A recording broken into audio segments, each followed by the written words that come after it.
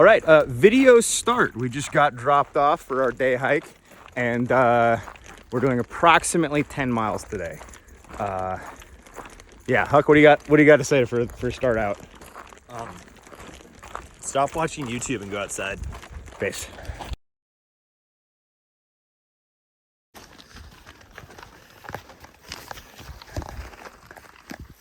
All right, welcome to our YouTube video.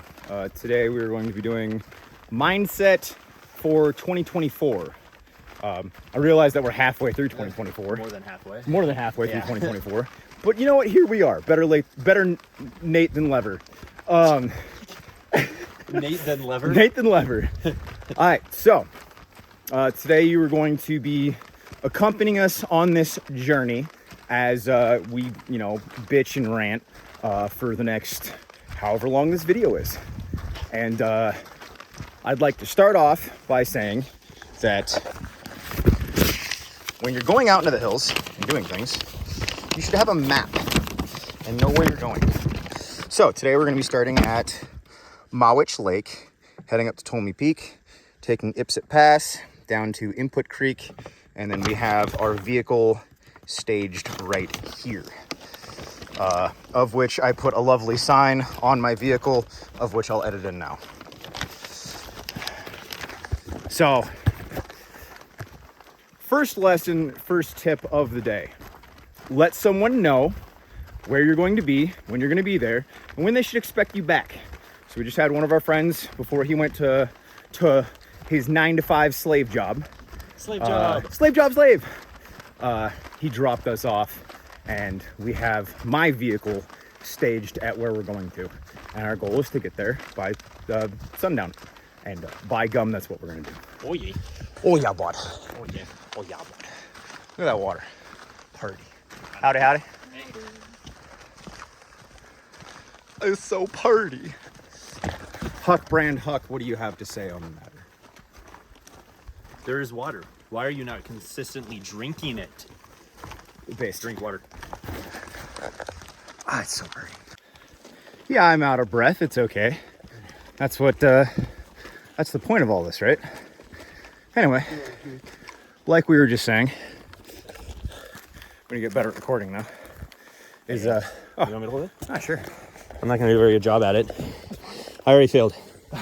They just hear me huffing and puffing. Oh, look, we've already gone 10 flights of stairs, guys. Dude, I'm so out of breath from 10 flights of stairs. I should train harder. So we were just talking about how overly common it is when you're out in the hills, and specifically on what we have deemed as granola cruncher trails. So that is what we designate these. That's what we call these, is granola cruncher trails. If you have a name of your trail and there's a route for it with an exact mileage, and there's, at the start of the hike, they're giving you instructions. This is a granola cruncher trail. So this is quite literally the easiest thing that you can possibly fucking do in nature. It is the easiest. On some of these trails, they even have water stations. On some of these trails, they have food rations for, and actually I think it's, no, it's actually up here that I saw the first one. It's not on this route, but back where we kicked off at, if you go the other way, there is literally food rations. You can go to, they call it warming cabins, and they have food that anyone can dip into if for whatever reason you didn't pack enough food.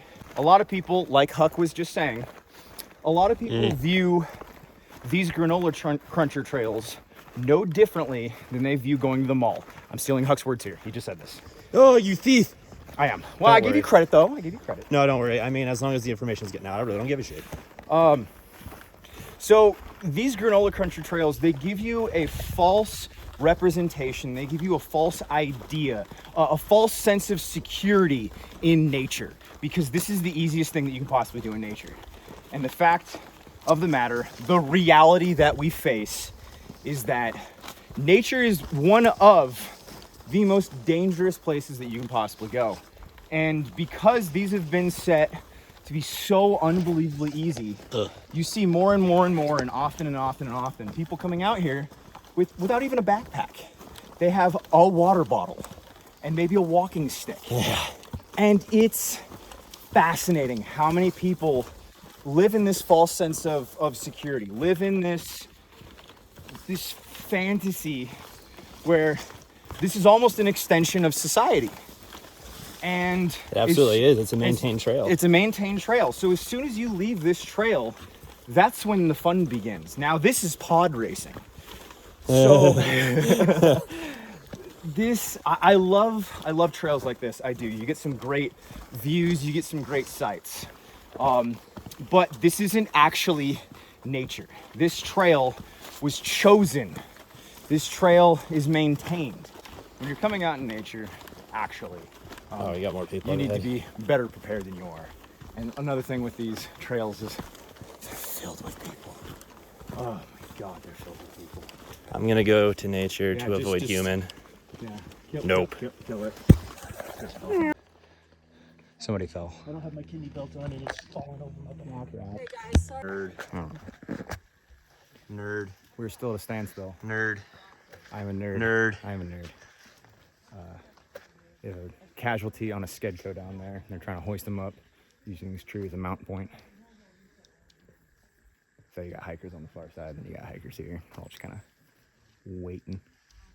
Good times.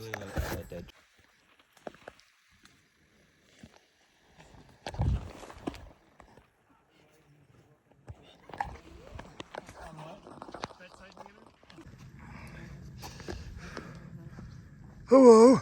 Hello. All right, we've hit our first turn. We finally cleared those the down hiker, and we just hit our first turn. Headed up to Tolmy Peak. We'll be back right here in like, I don't know, maybe 2 hours or so. See you guys in about 4 miles. And by that I mean probably right up this trail when I start talking again. We're trying to wait to be away from the normies So we can rant. so I can rant about normies. Oh, I sneezed. Bless I'm allergic to normies. Oh God. And we were just talking about how these are some of the easiest trails, but you still need to have provisions. You still need to have equipment. You still need to have medical, food, water, supplies, shelter, maybe even flashlights. So the reason, what happened up there is that a middle-aged Hispanic woman was hiking with 3 other people. So there was 1 male and then 3 females. There was 2 younger. They looked like they were in their 20s. The male also looked like he was in his 20s. And there was a Hispanic woman. They're all Hispanic. Yeah, whatever. I'm just relaying for the story. And so they did not have headlamps. They did not have light. And they were hiking at 0430 going uphill. They hit one of the cliff faces. The male, we got to actually talk to him that was hiking with them. He said that he was talking to her 1 second and then all of a sudden she was gone and he just heard screaming coming from down the hill. And then he relayed to us saying that he heard that she had bruising on her head and bruising on her arms, of which we saw as we were passing once they got her up. My question was, why in the absolute fuck were you not down there with her? Why did you not go down there to check on her? It took 6 hours to recover that woman. And that male just sat around and did what? This is, if I can interject, why we might have ridiculous packs that weigh a lot of weight. Well, okay, cool. So someone's bleeding. How are you gonna fix that? A lot of people carry shin splints and neck braces even. Like, it's not uncommon for injuries like that to occur. I mean, look, you think this is safe right here? Yeah, a shin splint or something. Like, I know we just said that like this is the easiest trail, but like it doesn't mean that there's not still dangers that you need to be prepared for. And we were just talking about this before the video cut. We were quite literally just talking about how you need to have provisions and whatnot. Well, yeah, more than look at this. More than just a fanny pack and some water. Like, yeah, you can get hurt on this. Things happen. Well, especially if you're out at 0430. And that's what you need. You need 2 things, right? You need tools up here. You need the tools in here. They work together. You need the software and the hardware. Keep walking. Yeah, I'll walk. But, you know, people think it's not necessary to train medical. People think it's not necessary to train physical fitness.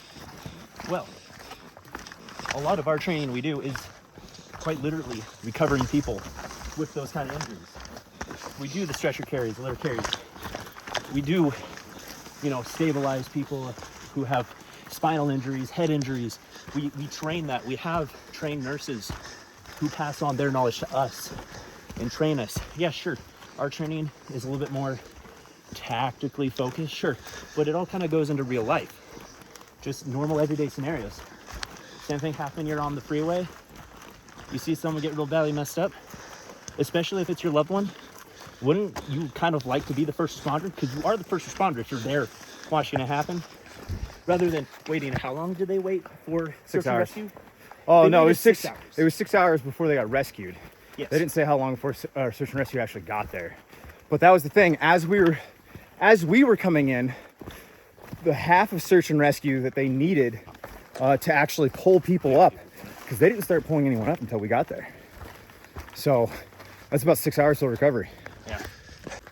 Sorry, we're trying to cut when we, you know, see other people and talk to them about what's happening. Absolutely fascinating, because it's like, this is leisure. I see this as leisure. Like, sure, you're getting physical fitness out of it, but this is a leisure activity. And the amount of people that go into this completely unprepared it's remarkable, honestly. The amount of people that have no equipment on them whatsoever. Nothing. We see people regularly. We've passed multiple people now. They don't even have so much as a backpack. And it's just like, what happens when something happens? Yeah. Then what? That's something I like to say too. People talk about prepping and all that. I have more stuff on my back than most people have in their entire house. That's On kind their of sad. car. That is another thing that drives me fucking insane. Clean up your trash. Bring a fucking trash bag with you. Bring Ziploc bags with you. If you're packing out wipes, you should have something to put them in. There's no fucking reason that these trails should be littered with fucking wipes. Be better. Damn it.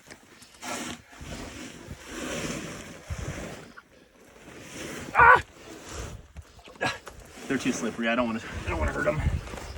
Squeeze them too hard. Frog. All right, gentlemen, we made it up to our first lake. We're going to resupply on water. Keep a water filter with you. We're gonna resupply on water. Maybe grab some snackies out our packs, and then that is our next destination. Huck, what do you have to say right now? Where's Frog? Where's Frog? I was gonna push right. There's a cool rock over here. Frog. Did you find another frog? There's lots of frogs. Oh, dude, there's salamanders everywhere. Dude, look at the salamanders go. Dude, they're everywhere. Huck, find frog. Huck, find friend. Over there. Oh, should be. I'll grab the microphone if you want. I don't know. I'm gonna stick it. Go ahead and rant away. There's a lot of little salamanders just floating right there. They're kind of cool. The amount of protein that's just like chilling right here. I'll say that too loud. The hippies are hearing you. Protein. There's protein in that tree just squawking. I mean, if you had a 22 LR with subsonics, which I definitely don't have in my bag right now. Yeah, protein is very abundant. If we have time, I'd like to get up there. Depending on how we're feeling. What was I gonna say? Filming? Yeah. So one thing, right? I look at nature like this. I think of all the people who come out here, right? Our cities we have, our towns we have. And I know this sounds really cringe. Bored of the rock generation. But I genuinely wish that I lived in the 1800s and it would stay like that. I don't like modern technology. Ooh, modern water filters, sure, whatever. Modern guns, modern ruck, whatever. Like, man, life in the 1800s, man, like if you actually take a look back to life back then, simple, easy, sustainable, especially before the Industrial Revolution, very sustainable. all these hippies talk about all this fancy stuff they're doing for the environment. Back 1800s and before then, life was very sustainable. Very sustainable. You didn't have to do anything for the environment. The You environment didn't. was fine. Yeah, because, I mean, most of the clothes you wore was very organic from local sheep or cotton or anything like the sort. It, you know, like, sure, population booms and, you know, agriculture is not the best for the environment. I get it. But it's just, man, I just want to live in a world, man, where I can just genuinely be free. And I come out here, I think of all the fees that I have paid to get out here, right? All of the permits and, I mean... Your pass for your other Yeah, pass, you get a pass. You have to get a pass, and then you have to get a parking pass. Then you have to have, on top of that, you already bought the tabs, the licensing, registration for your own vehicle, and then the taxes on the gas, man. But you got to think about the different passes in Washington State too, and how Yeah, not the like Discover the Discover Pass. Pass isn't a national pass, and the national pass isn't a state park pass. And then when you buy your hunting and or fishing license, you get a wildlife pass that doesn't count as a Discover Pass, so then you have to buy that pass too with your hunting and fishing license. It's just never ending. It's just like, I don't for 1 second feel free. Oh, don't forget your ORV pass. ORV? Yeah, so if you want to have a motorcycle or a smaller yeah, off-road vehicle, you have to have Yeah, you have to okay. have permits and you have to have licensing for that too. And And then if you want to have a trailer for that, then you have to have a permit and you have to have registration for the trailer. yeah, you know, circling back, right? People say this is the land of the free. It quite literally is the land of the fee, home of the slave. Because, not for 1 second, man, like, the bureaucracy and red tape behind everything. And I get it. There's a huge population. There's too many people. There's just so many people that it's hard to live that lifestyle because no one's going to have genuine respect for each other. No one's going to have genuine respect for nature. Well, not only it's a that, but culture problem, the really. third world that we've, now Well, I mean, brought it's all of it. into... It's industrial society. Well, I'm saying that we also now have people from different cultures. So we talk about preserving culture, and Right. now we have even less of it. Well, nobody's culture is preserved in a multicultural society. Nobody's culture is being Diversity is our strength, Huck. preserved. Okay, we're not preserving anyone's culture. It's detrimental to everyone. It really is. It's kind of sad. What Huck is trying to say is that he's pro. You know what? I Gotcha, said buddy. it without saying it. Just say it again. Say what? Just say it. Just say it. We're destroying culture by being diverse. Do something. Yeah. I would like to say this is why I think my water bottle solution is better than Huck's, because I can just dip mine in and keep going, and he has to do this mine is gay shit. packable, where I could put it in my I could put it in a fanny pack. I could put it in a fanny pack, and then You want to not hand me have mine right quick? any other gear ever in my life. Yeah. So all I have to do is just scoop this into the See, water, and I'm ready with- to go. with Here, these- actually, you want to hold that? I was gonna say, with yours, right? You have to suck real hard to get that water. do See, you mine know? mine is the pre-squeeze. I could pre-squeeze it. That's all I had to do right there.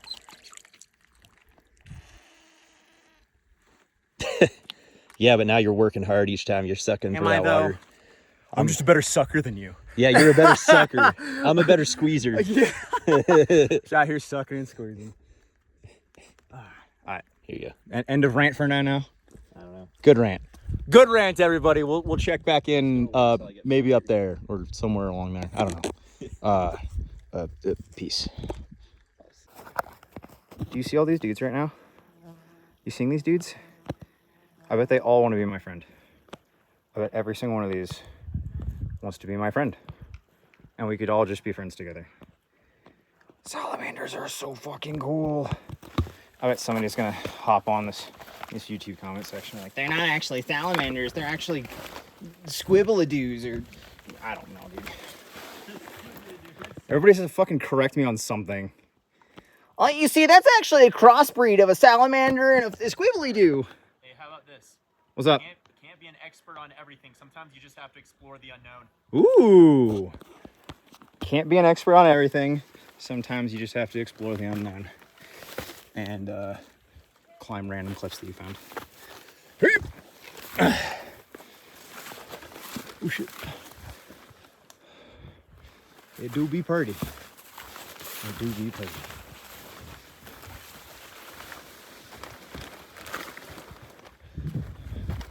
God, I love mountain water, man. It just hits different.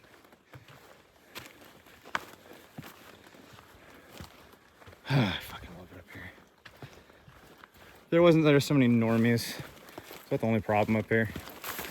That's why I love going to trails that, you know, because if you guys watch my content, I'm usually not on normie trails like this. I do my best to kind of stay away from these, especially since I'm, you know, always packing, and the normies don't like that. Party. So while we're here, I would just like to discuss, if you notice today, I'm running a day pack. I do not have a framed ruck with me. This is just an assault pack or a overnight bag. So I have everything in this bag of if I was to stay overnight. I'm not planning on staying overnight, but if I was to stay overnight, I have everything with me. But I'm very minimalist right now. You know, I'm you know, somewhat in greens, but I'm not tacticaled out. I'm not wearing a chest rig. I don't have an AR with me. I have enough ammunition that if I had to live up here for a few months, I'd be fine. Because I have a broken down 1022 and about 600 rounds with me.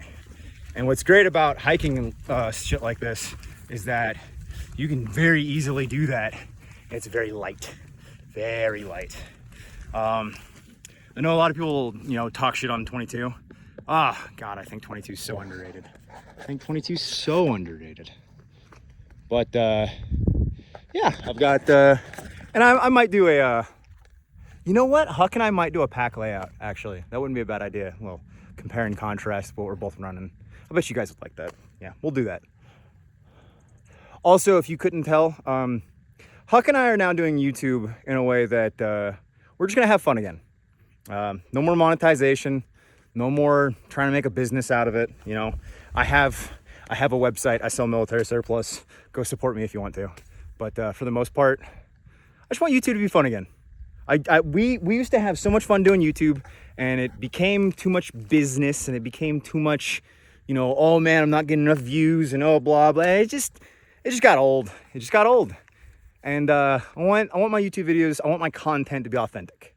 And so my long form videos going forward are not going to be monetized. And me and Huck are just going to have fun again. Speaking of Huck, I hears you. I hears you. There he is. There he is. I didn't know where you went. I said I was going to stick to the coast. I didn't hear you. Oh, we almost died, Huck. Through my isms. We almost died.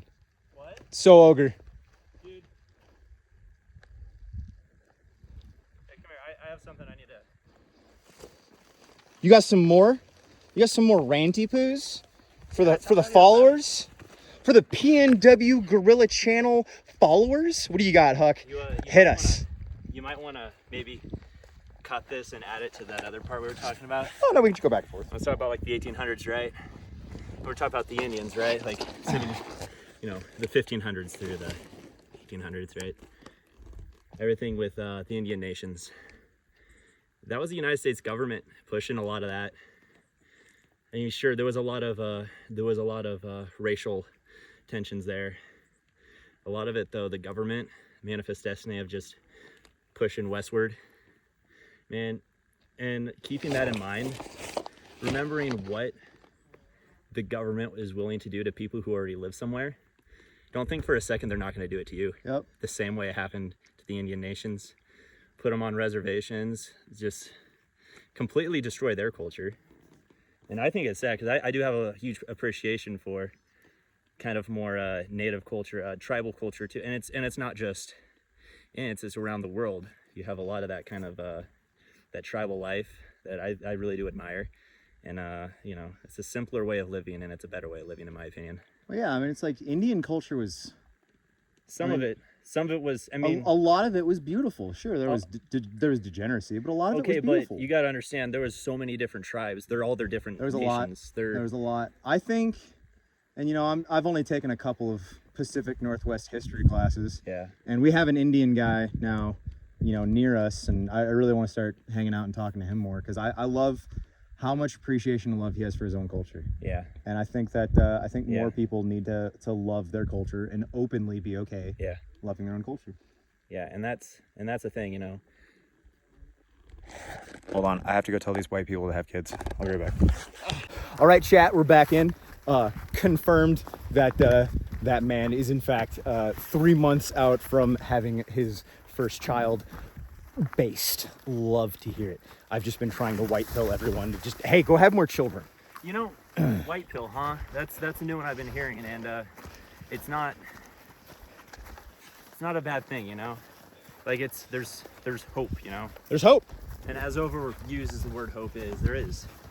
I have hope. There's a better future. It's greener pastures. I have hope for a better future, and I love positively. I guess it's not bullying. A lot of people have been telling me that I'm not been bullying, and it's actually more of like encouragement. So I guess harsh encouragement. Maybe that's what I'll find a better phrase for it. But encouragement. Harsh encouragement. You're like, hey, I did this thing. It was great. You should too. Kinda. I don't know. I'll figure out something. Huck, did you have more to say? Yeah. Government's lame. Government lame. Government lame. You know, like it's like my new hobby. Hey, you have kids? Well, oh, is this Cliff? I think this is Cliff. Yep. you almost tripped over it. Aim for the bushes. This chipmunk is trying to get in people's bags. Let's see what you guys think.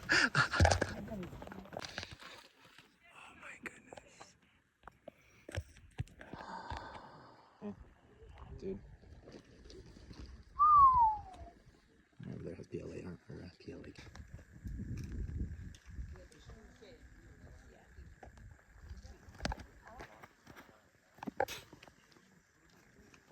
Meet more. Meet more. What's like the? Go for it. Okay, I guess it doesn't really have to be on camera. You put this in if you want or not. I don't care. Oh, okay.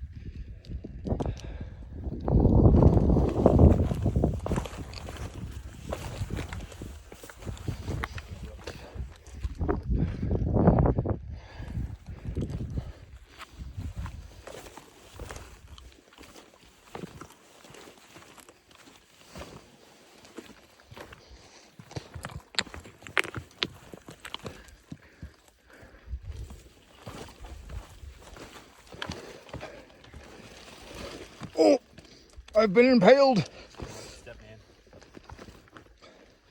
You know what? Just because you said that, I'm gonna dive off the edge now. Can't tell me what to do. Aim for the bushes. You know what I feel like right now? What's that? This actually might be too spicy. I might do way too spicy. I'm now gonna end recording.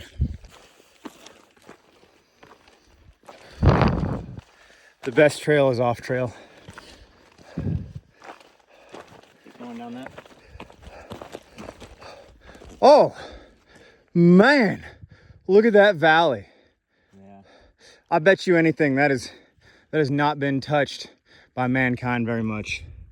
Well, that's the whole thing about. Man, that looks like Halo CE.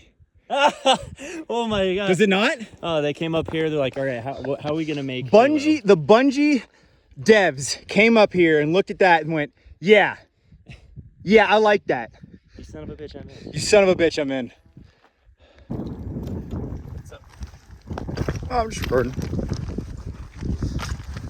Thought maybe the audience would like to also be a part of the adventure.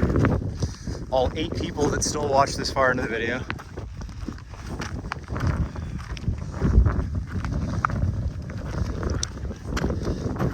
I can't blame them. I wouldn't want to listen to myself for a couple hours.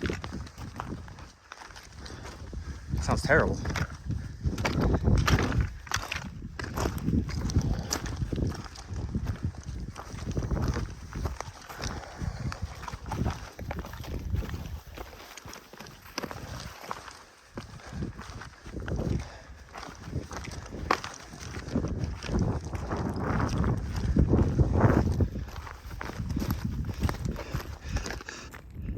It's crazy, there's people down there.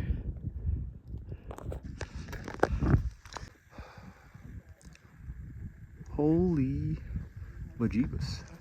Hey. Hey, you with the camera. Stop paying attention to nature We have schizo rants to make, okay? Oh, my bad. My bad. My bad. Why are you outside right now? You could be watching porn. I could be at the gym right now, but I decided, I'm gonna do some cardio, get some fresh air.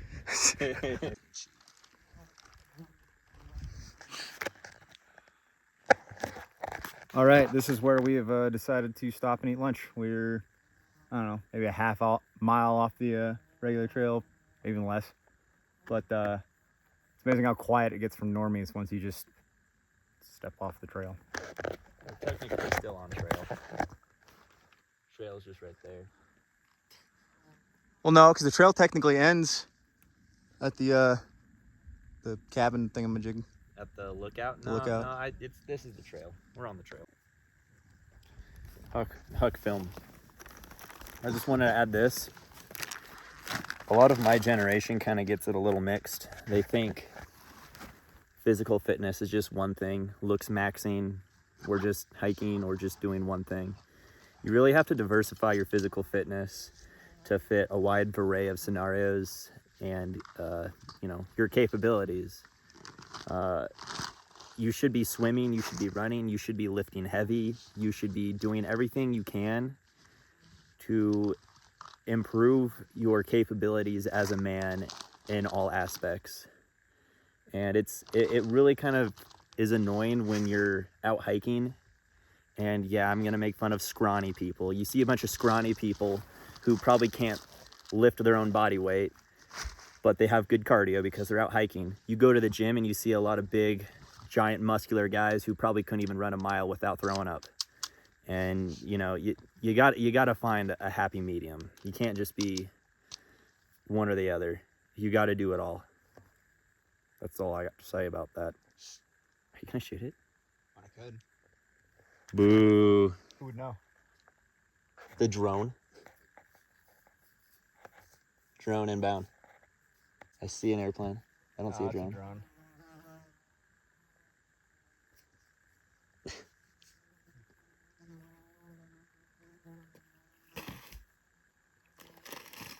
Today we're trying out our custom MRE's MRE. Oh yeah, do you wanna go over this MRE? Oh, we can. Yeah, no, go over it. It's lunchtime. What do you got? All right. So this is actually from one of my patrons that decided to start up his own little business making custom MREs. I will put the link in the description for him. He didn't pay me at all. I don't think he even knows that I'm doing this. I just genuinely think it's cool.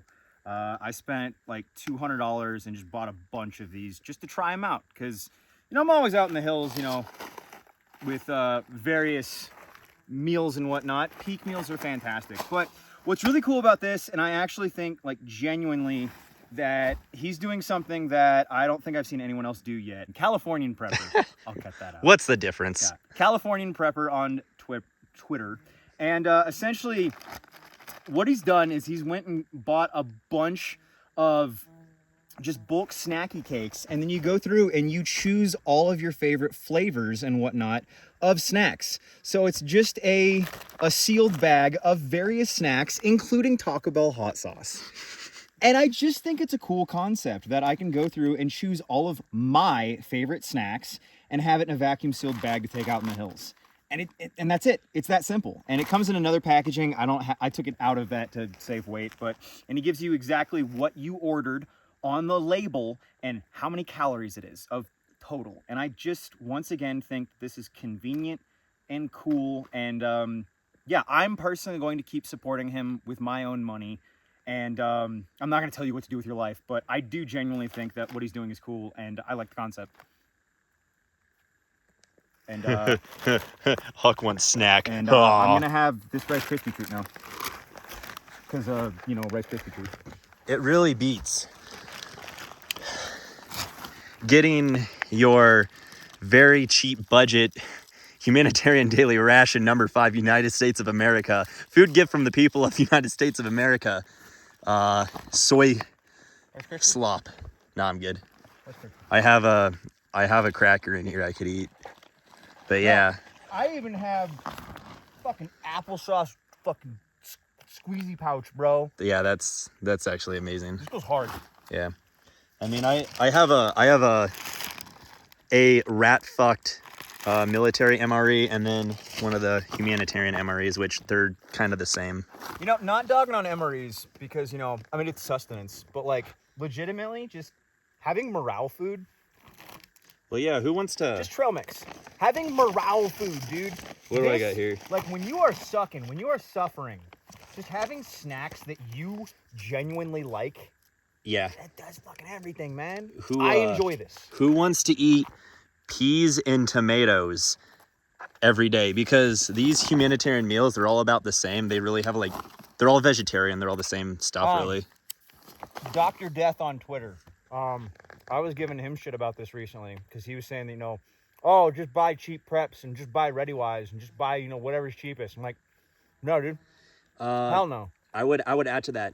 Do that if you have renewable food. Do that, sure, because then you can give that to other people. It's something. But like, if that's just your on that note, practice, hell no. Because if I'm suffering, if I'm down in the dumps, if my morale is low, do you think I want food that I hate? Well, is that really gonna help my spirits? I see it a different way. I mean, food's food. The cheapest way to do it is vacuum sealing big bags of rice and beans and preserving rice and beans and other such cheaper carbs. And mix things with it. And you should be raising chickens or growing a garden and raising your own food, growing your own food, or at least helping someone you know do it who has land. You should have other renewable food sources. You know, a lot of the I guess, over-socialized type really talk about renewable energy sources. Well, they're not wrong. We need renewable energy sources for our bodies to really keep us going. You know, once your food supply runs out, what do you plan on doing? It has to be renewable. You have to keep yourself going. So there is a lot of validity to the whole renewable energy thing. Well, so check this out, right? So if I mix in this chicken with this rice, that's 13 grams of protein with 37 grams of carbs. And then total, you're looking at about 1,000 milligrams of sodium. And when you're hiking and camping and whatnot and doing a lot of shit, like, you need carbs. Carbs is huge. And protein is also great. Protein is going to be most helpful for when you stopped and you're resting and your body's, you know, recouping. But while you're moving, something people don't talk about is that you don't need you don't need protein as much while you're actively moving. You need carbs. Carbs is energy. Yeah, you have carbs is energy. The amount of people that don't understand that. It's your pre-workout versus post-workout. Exactly. But people don't see it that way. People see like, oh, protein makes me go. And it's like, no. No, that's not how protein works. Okay, and yes and no, because I mean, if you have an iron deficiency, you're not doing well. You need to eat red meat. You need a lot of red meat. What I'm getting at is that, you know, carbs are energy and you need carbs. There's a fly on your food. No, he's eating it. So what's nice is that now I can use this bag as my trash bag. Yeah, that's the great thing about the MRE bags too, is save your MRE bags, use them as trash bags. Oh, hey, look at this. Cool. Little energy. Yeah, energy tabs. That's cool. I'm gonna add this to my water. Well, I'm gonna throw the camera off this cliff here. Puts all this effort into a YouTube video. just sorry. Talks it off the side. I want to eat my food real quick, so I'm just gonna. All right, it's been real. All right, Senior Gorilla is gonna play a round of Halo. Wow. Because obviously we live in Halo. Huckathy. You're trying to tell me that doesn't look like Halo CE?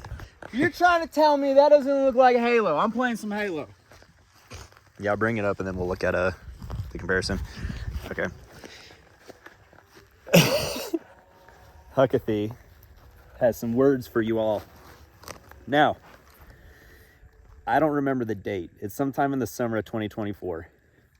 I kind of don't care. It's August. Oh great, there's people staring at us up there. Anyway. What's the date? August 8th? This is the 5th. It's August 5th. I'm way off. August 5th, 2024. We're up in obviously near Mount Rainier, Washington State. And you know, I was born and raised in Washington, Western Washington. This is my home and where many generations, the many Huck generations have lived, right, in Washington State, Western Washington, as homesteaders and dairy farmers. And they came from places like the Midwest, South Dakota. They came from places like Canada. And before that, they came from places like Germany and Switzerland.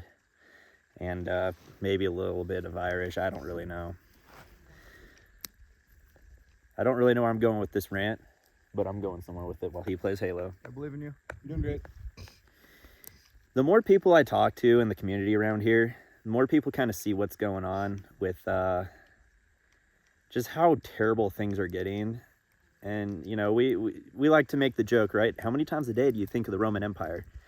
Well, how many times a day do you think of the fall of the Roman Empire and how things slowly decayed until they just kind of got out of hand? And pretty soon, you know, things are so out of hand, things are so disabled, you really have to rely on yourself and those around you for survival, for your food, for protection. And it's really up to you and your tribe to really take care of each other in your communities. This is something that that a lot of people kind of see, but I'm not seeing any action. I'm not seeing too many people coming out here for the purpose of physical fitness. You know, you get a lot of hikers out here, a lot of people who like to enjoy nature. That's great, you know, keep at it, guys. But like I was saying before, with diversify your physical fitness, diversify what you're doing in general. Like, if you are spending all your time at the gun range, why are you not at the gym? If you're spending all your time at the gym and the gun range, why are you not going on rucks? If you're spending all your time going to the gun range, going to the gym, and going on rucks, why are you not doing more small unit tactics with your guys?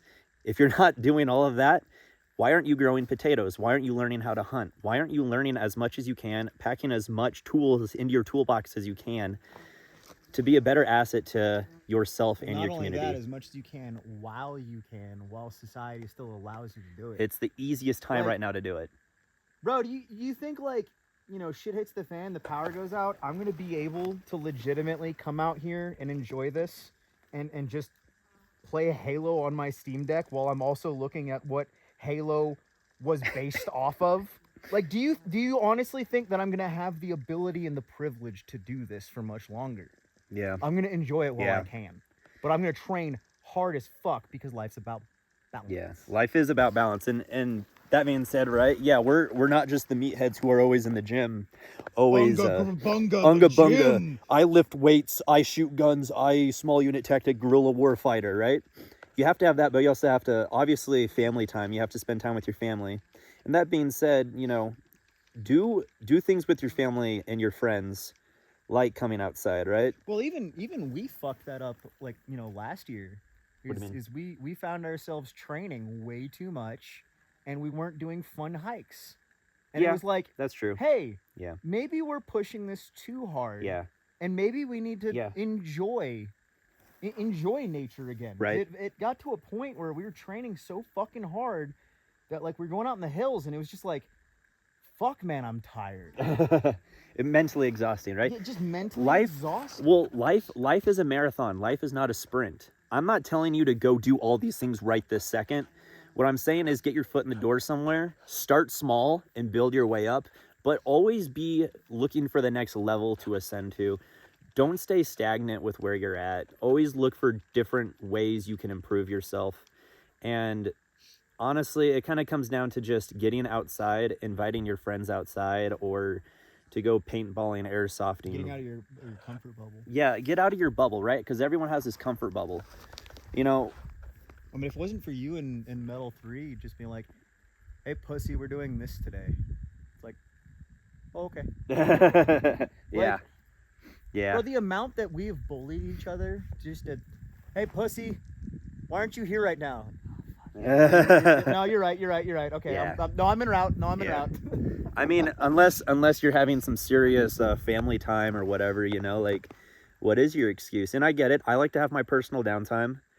Well, hey, you called out a yesterday for personal time, and that's perfectly okay. Well, yeah, I was spending time with girlfriend and her family. And that's perfectly okay to Yeah, do. you know, I want to make sure that I am just as much connected with my girlfriend's family as I am with my own family. Well, that's because I did all of that the day before. Right, yeah.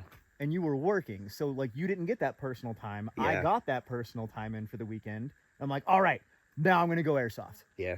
Because I got that time in this weekend. Now I'm gonna go better myself. Okay, now the evening's for the woman. Okay. Yeah. It's still recording. Okay, good. And to add to that, a lot of people say they work too much. Like, look, dude, I work full time. I work well over 40 hours a week, and then I have side gigs. I try to help him with the business. You could just work for me, you know. I could just work for him, but I try to like. I hope everyone on the YouTube channel knows that he's a job slave job on his own. It's its own choice. Own choice, right? But yeah. Fuck you. Fuck me. Shit. We do so much in our lives, right? You got to really think about why you're doing it and what purpose does it have, and prioritize what makes the most sense. And you know, you have to think about the future. All of us have spent so much time in high school, and a lot of us have spent a lot of time in college, where it doesn't really get us any farther than anyone who just has a GED and just works at some random, you know, at some random store customer service, making almost the same amount as, you know, other people, or becoming like an apprentice as like a plumber or something and making as much as someone with all these degrees. That's what I'm saying. You invest your time into all that. What have you been doing to invest your time into simply survival, learning how to grow food and how to fight? Like, if you know how to grow food and you know how to fight and you know how to work well with others, that's really all you need in general. Everything else kind of falls in line. And sure, you know, you got to pick up other skills. You have to pick up as many as you can. My rant is very ranty. Fuck you. Dude, he's trying to take down a ghost right now. It's a banshee, but whatever. Dude. It's always this one fucking red elite, dude. Always this Red one elite. fucking red elite that just won't die. Which right Halo was here, that? I come in, I blow up that one. All the grunts are retarded, so they frantically sprint around. I don't have to worry about them. And it's this one fucker right here. Yeah, let's go. See, if I steal this banshee right here, then I can skip that whole fucking section and then just come over right to this door. Yeah. Get out from the door, open back up, and then get back in the banshee. Dude, this guy over here, he's stealing a wraith, man. Your wraith exploded. There's no way I got a save point either. Oh. I didn't get a save point. You exploded. I talked up that big game. Oh, now it's a blue elite. Oh, and I missed them. Okay. Everyone run around. All you're retarded. Okay. And you. Yep. And then. Suck a dick. Really? I stuck him and he didn't die. I would like to say this. You know, I'm rage quitting. Not to be all like, oh, this guy, right? But, you know, homie has his own business. He runs this channel. He runs a lot of stuff. He still makes time for family. What? Oh, I thought you saw something. You're just like... But you know what I'm saying? Like, So actually something that, something Metal 3 and I were talking about yesterday is that, that he firmly believes, and I agreed with him, but I never heard anyone phrase it this way before, that you shouldn't have to simp for your significant other. You shouldn't, like, spending time with your significant other shouldn't be an event. Loving on your significant other, it shouldn't be an event. Showing love for your loved ones, right? For your family, it shouldn't be an event. It should be something you continuously do. I forget who said it. Some famous person said it of, if you're waiting until Valentine's Day to love your wife, 364 days to love them. Yeah. Whatever the fuck. Yeah. It doesn't matter. Because I will call my wife when I'm at the warehouse and just to let her know that I think her ass is fantastic and I'm obsessed with her. And not only that, I regularly tell her that I like her. just that I like her, dude. Yeah. And it's like, do you realize how much that means to someone? Like just like, because I feel like love is so overplayed in today's day and age. I feel like love gets thrown around a lot. Just having someone tell you, especially someone that you care for, having someone tell you that they like you, I don't know, man. At least for me, it just hits, right? It was like, actually the other day, Crispy and I hung out, and I was like, hey, man, I just want to let you know that, like, I like hanging out with you, you know? And that was it. It was that simple. And it's just like, it doesn't have to be anything further than that, than just appreciating the people around you. And, you know, I didn't do that very well in my 20s. I didn't. Yeah. And I understand it more now, and I'm trying to be better about just appreciating the people around me.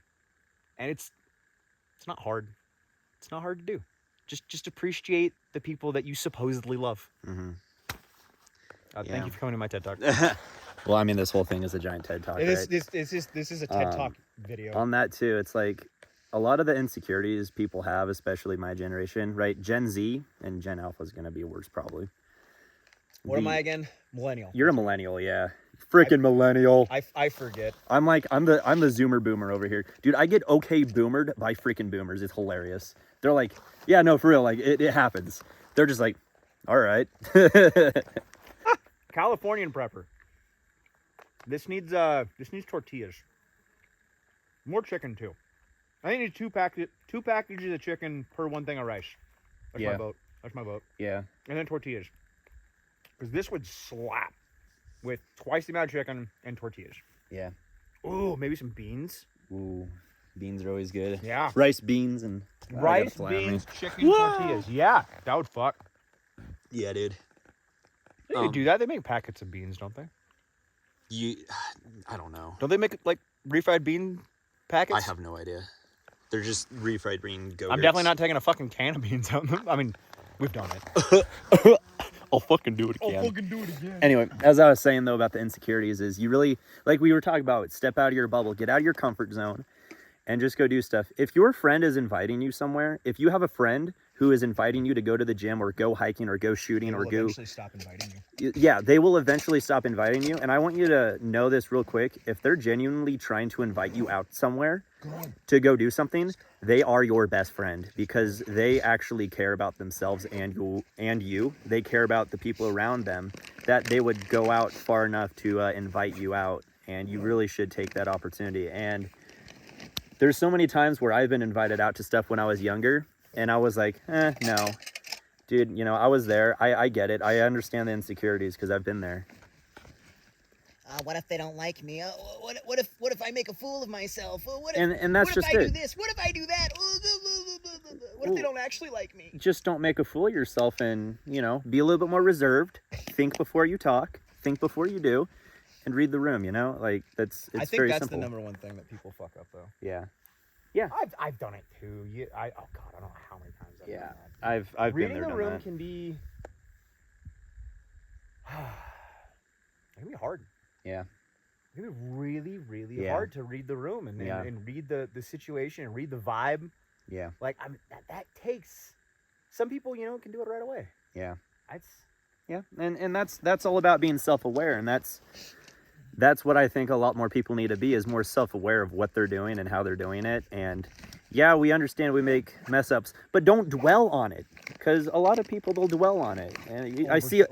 There's the memes of, I'm trying to get to sleep, but my brain randomly at 2 a.m. Remember that one time in 4th grade when it's overthinking. You don't need to overthink and dwell on it. You need to learn from it and grow from it and continue living your life.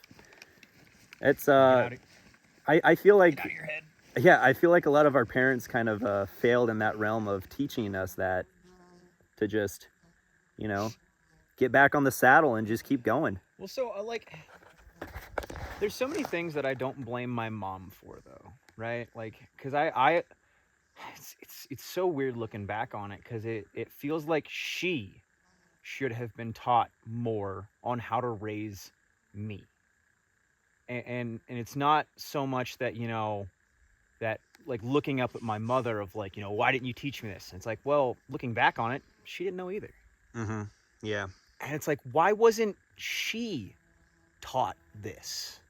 That's my question. I feel like It's not like I understand why I didn't learn so many things, but it's like my parents didn't know. Why weren't they taught? I think a lot of it is people are kind of missing a connection here where Industrial society and its industrial, right?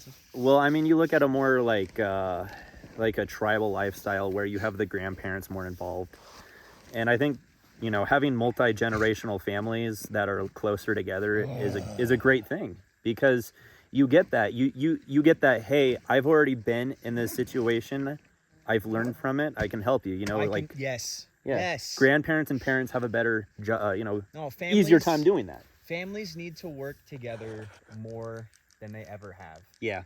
And that's actually some reason that I respect like Hawaiians as much as I do. Yeah. Is because they emphasize that generational family as Right. hard as they do. Yeah. And And I don't.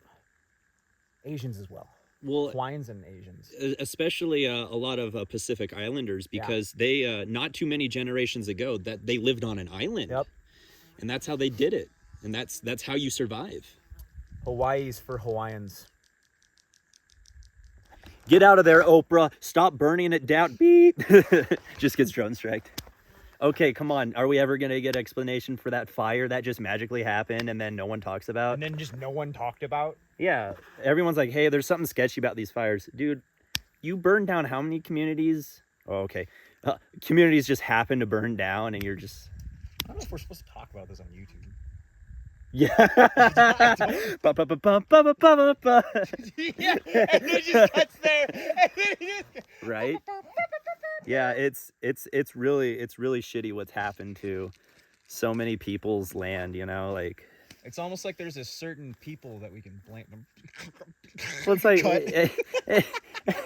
it's the globalization is what they call it, right? But I mean, it's not just globalization, it's just the deterioration of the globe, like All hail the global overlords. well, yeah, like live pod eat bug, like Live in pod, eat bug. You will Nobody have wants that. nothing and be happy. why do you want that? No one wants that. There's sustainable ways of living that we can all do that, not to be a hippie. I'm not a fan of hippies, but I think a lot of the over socialized type do have a point with the environmentalism, because I love that you use that. The over socialized. I love God. that's what they are. I know that's what they They're are. over I socialized, love that you right? use it as much as you do. It's comical. It's comical that we're even saying this for YouTube, right?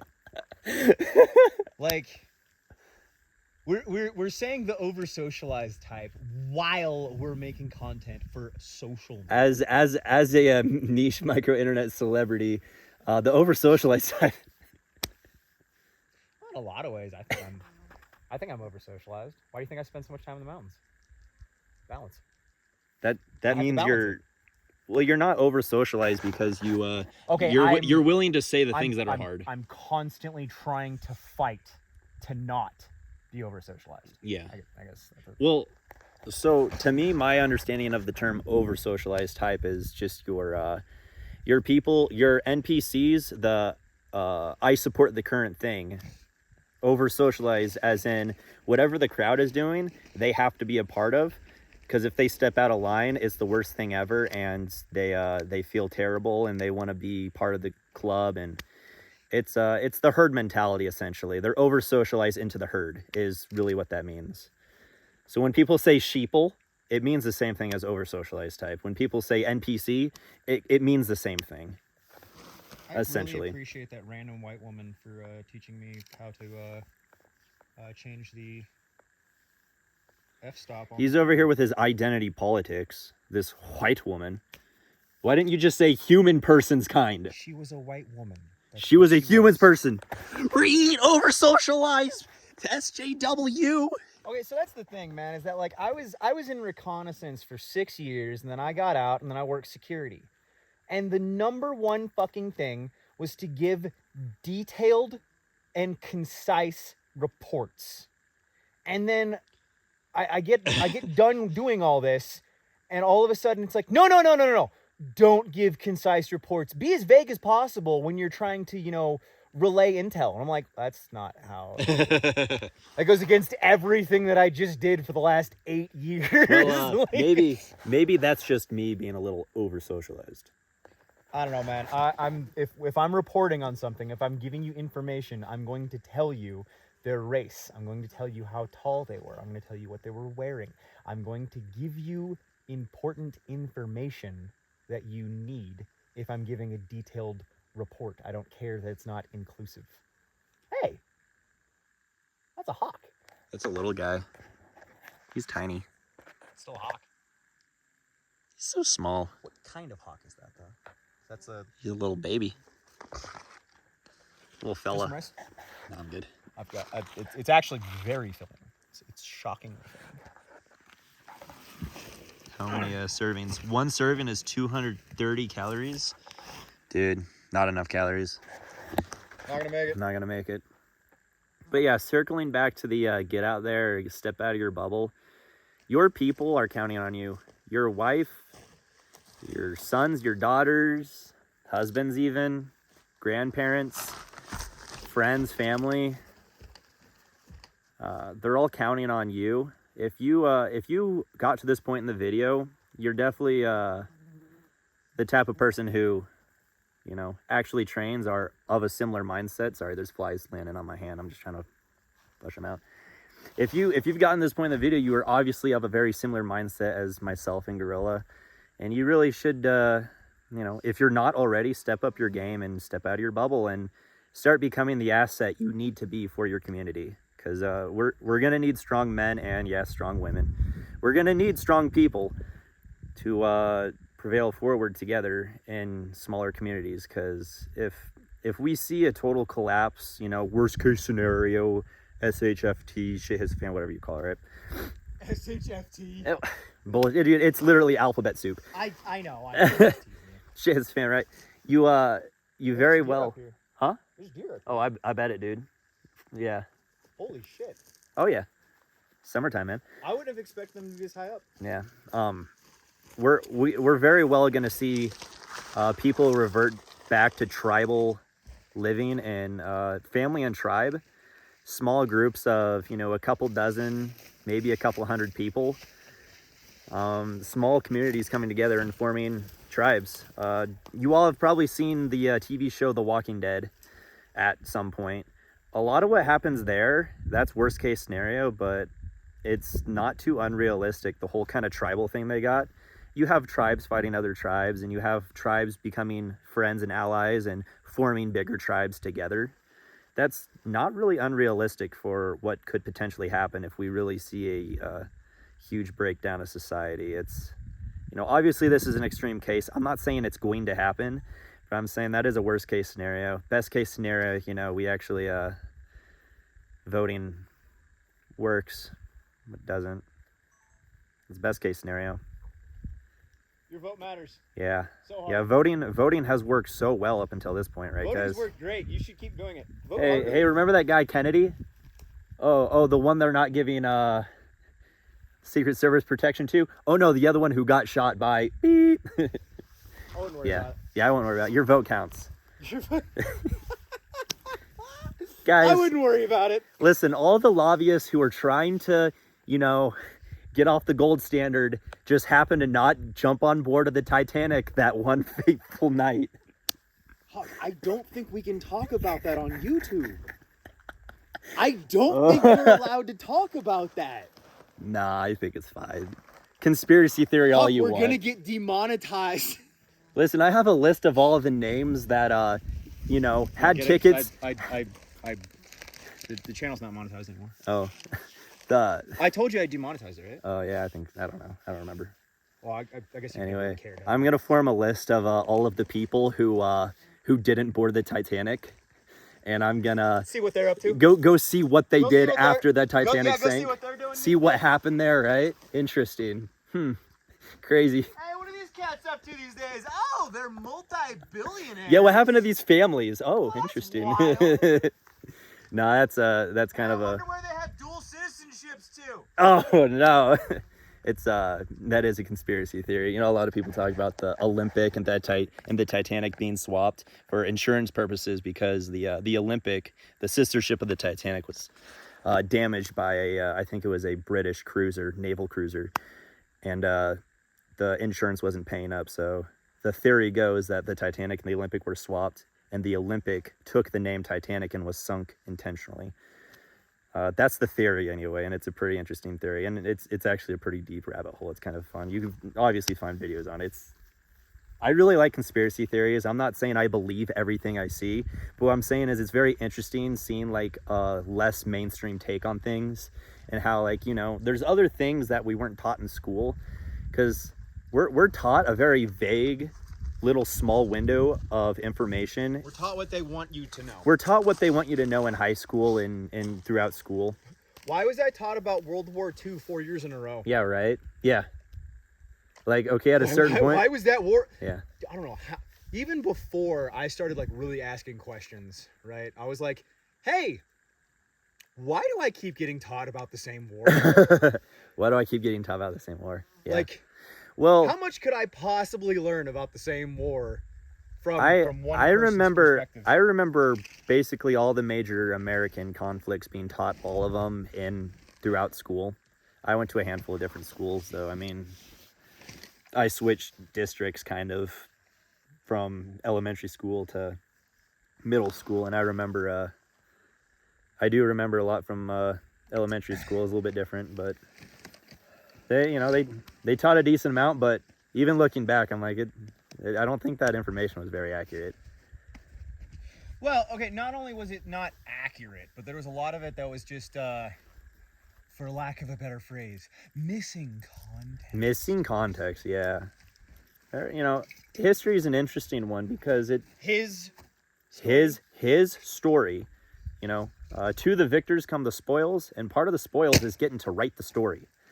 So it's interesting how history works. There's always, it's like anything, dude. There's always, the good guys don't always win, but the good guys do always win because they get to write the history.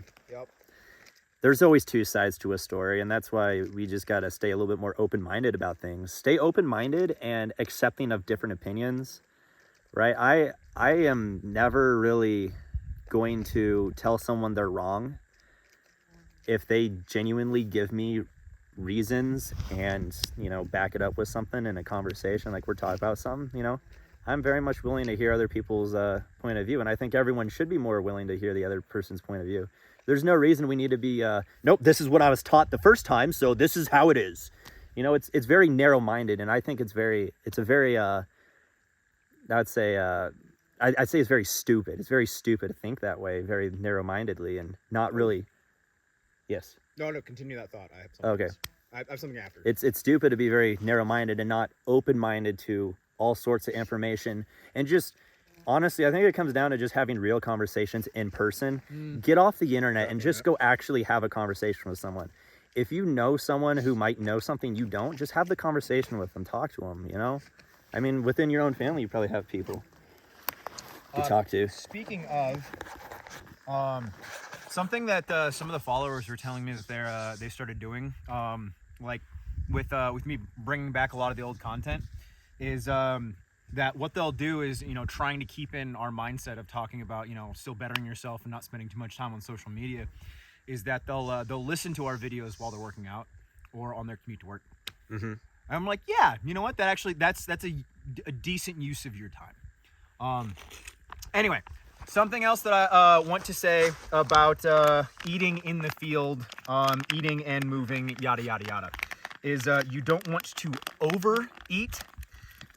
If you overeat and then start hiking and continue moving, you're going to feel uncomfy-wumpy. Guilty. Not only are you going to feel uncomfortable overeating, but you're also going to feel uncomfortable over drinking water. So, you know, you need to consume in moderation, as the kids might say. What? Well, I'm going to take it. You thought I was going to leave that here? Nah, I'm just fucking with you, dude. Like I'm going to leave trash somewhere. Fuck out of here. Hey, I'm sometimes known as like the Lorax around here, so I don't like littering, and I try to pick up trash when I can, but Oh my God, the amount of trash that you have brought out of hikes. unfortunately, Holy hell. it really hurts me. It Oh, does. the amount- Hey, look at this. Look at this. Look at this trash. Oh my goodness, are you picking up after yourself, dude? In a Ziploc bag, so it doesn't. Wow, it's not everywhere. Oh, dude, that's now. crazy. That's crazy. Oh, hey, Like- here's another thing. Boo-boo kits. Oh yeah. Pack a boo-boo kit. No, dude. Not I, everything needs to plug a fucking a bullet hole. I get cut on the knees and on my fingers. My boo boo kit is with my girlfriend because she's the only one who's gonna use it.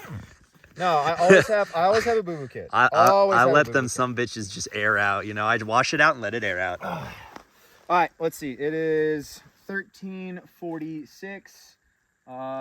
We sat here for like an sundown is hour. Approximately 21:30.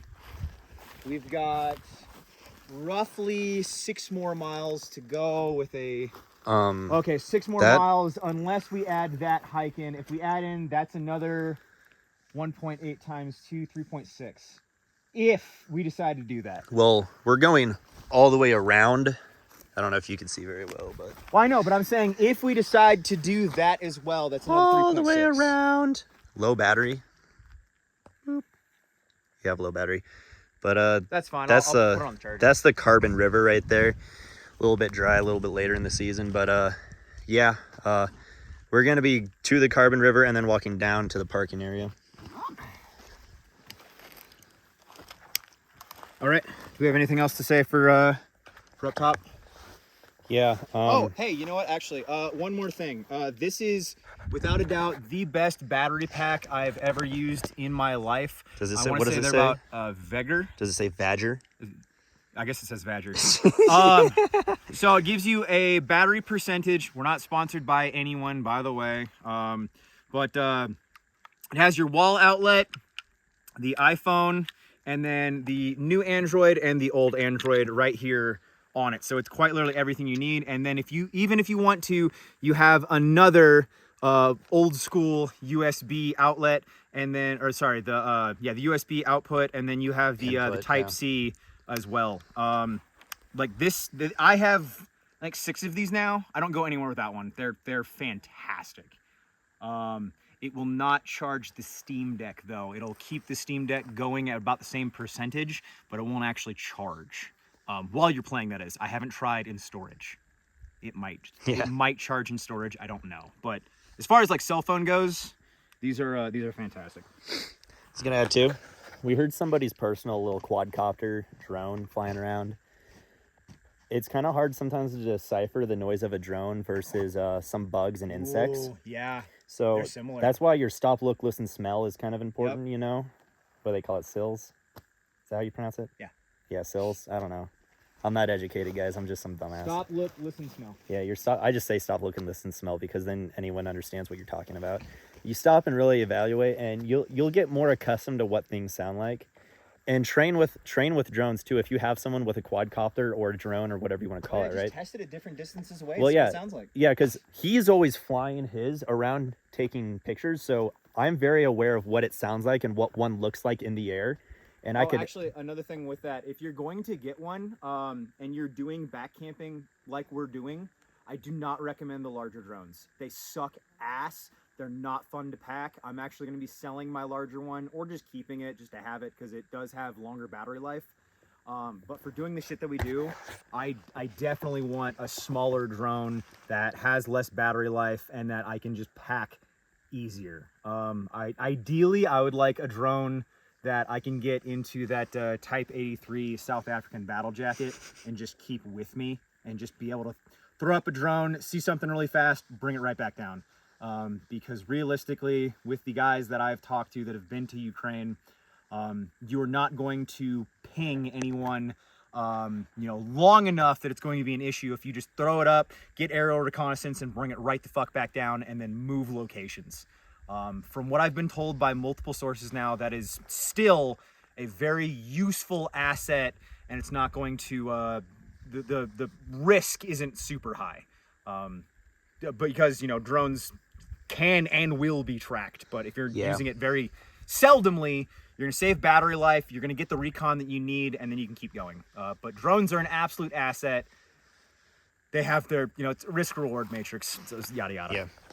And that's being said, if you're not in shape and don't already drink enough water, you should not be purchasing anything like a drone. You should be purchasing water bottles and water filters to drink more water. You should be buying a pair of running shoes, and then once you get a pair of running shoes that you like, buy a backup pair of running shoes and rotate them.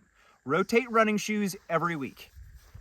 Huck. I've never done that. I just I wear know this. you've never done These are that. from Walmart. They were I know, $15. because you're not human. Don't listen to him on shoe advice, ever. You are not human when it comes to shoes. Your feet, you are a caveman. I train how I fight. I fight like a caveman. You. All right. Them Afghanistans had something going for them, I'll tell you what. All right, I'm gonna take a piss and then we can get out of here. Whoa, you can't do that. That's public. Whoop. Yeah. Get out of your comfort zone and just get to work. We need to be getting to work. Train like it. You're hated, train like it. There's still snow up here. Yeah. It is August and there is snow up here. Snow is good. So cool. Snow means there's precipitation. So fucking. Precipitation means there's water. Water means you should drink it. God, I love it up here. But yeah, I was gonna say, you spend so much time at work. Spend some time with your family, and then spend some time training. Based and base build. You got to balance your life. Oh, you know what else? Buy a spotting scope that's not on your weapon.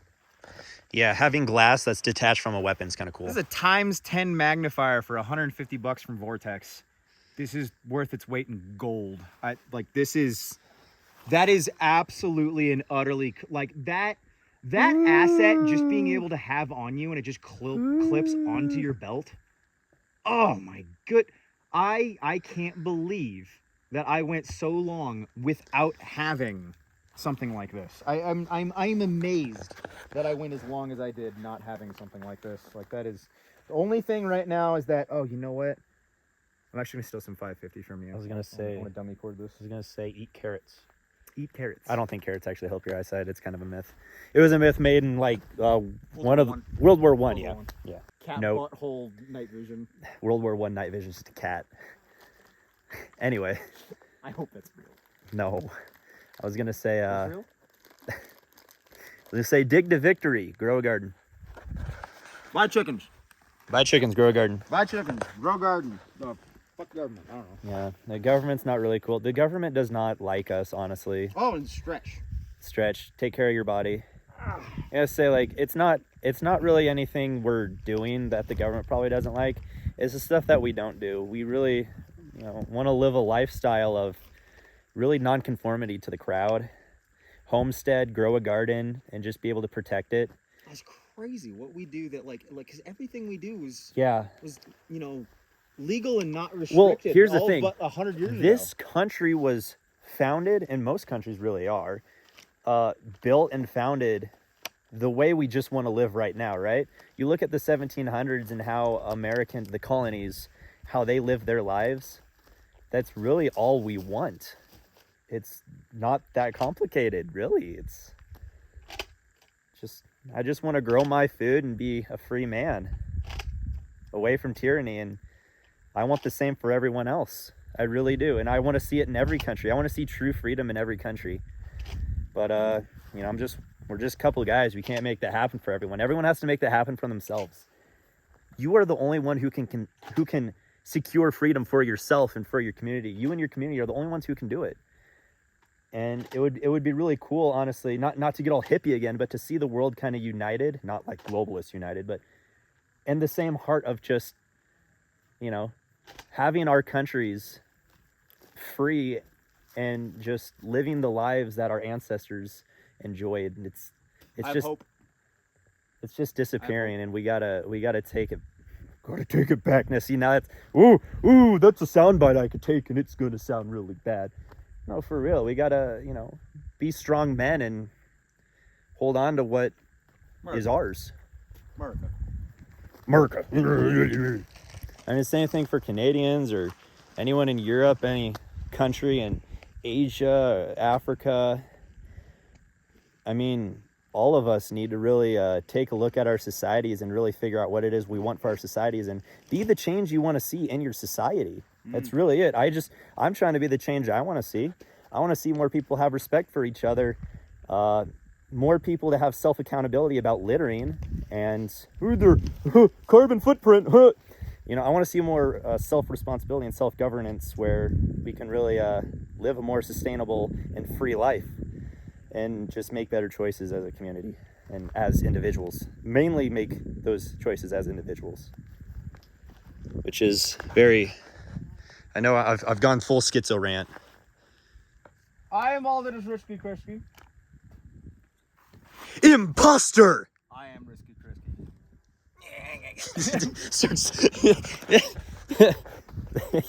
The CIA bug that they implanted at you at birth is just like, all right, and crippled. I am. You ever seen me and Risky Crispy in the same room? Not. I haven't. I mean, I have. No, you haven't. Did you have a mirror? How do you know you weren't just looking into one? I mean, I don't know. It was Risky Crispy. Could have been any nigga. I don't know. You could have been anyone. She. Could have been anyone. All Yeah. right, we're gonna roll. Yeah, I suppose so. I'm just We got places to be, Huck. We got places and things and talking. stuff. I'm talking to the beautiful world how they need to step up their game and continue being good and doing good. Go outside. Go outside and clean up garbage along the roadside, maybe. Speaking of, that hill right there, I don't know how the fuck I'm gonna get up there. But one of these days, I want to get up there. I don't care if I have to rock climb. I don't care if I gotta get a We can do fucking little birded down, fucking fast rope. I wonder how much the permit is to rock climb that is. Shut the fuck up. I Bet it's want to go up there. how many bureaucrat dicks do you have to suck to get the permit? Well, there's a fucking cliff face all the way around it, and there's a beautiful meadow on the very top. There is a very nice meadow I'm going to camp right there. right there. Yeah. And no one's gonna stop me. That's going to happen. I'm a white man. I like going up high, and that's where I'm going. I like climbing. I like climbing. Why You see- white people always climbing? What's up? You see right here? This is like a little ramp, and you shoot off the ramp. Whee! Yeah, it's gonna be like. Did you ever play the fucking the Line Rider? No. You don't know what Line Rider is? I was gonna say like the Dukes of Hazzard. No, it was this little computer game back in the day. Oh! Yeah. Oh! You know what I'm talking about. Free You know what I'm Rider. talking about. I thought it was called Free Rider. I'm pretty sure. Cause you draw the line and the little guy on the bicycle. Yeah! Okay, yeah. No, yeah. Line Rider was you were on a little fucking sled. Okay, I Line played Rider a was similar sled. one. Okay, I so played same different the same version, concept, thing. yeah. Yeah, but like what I'm thinking is like.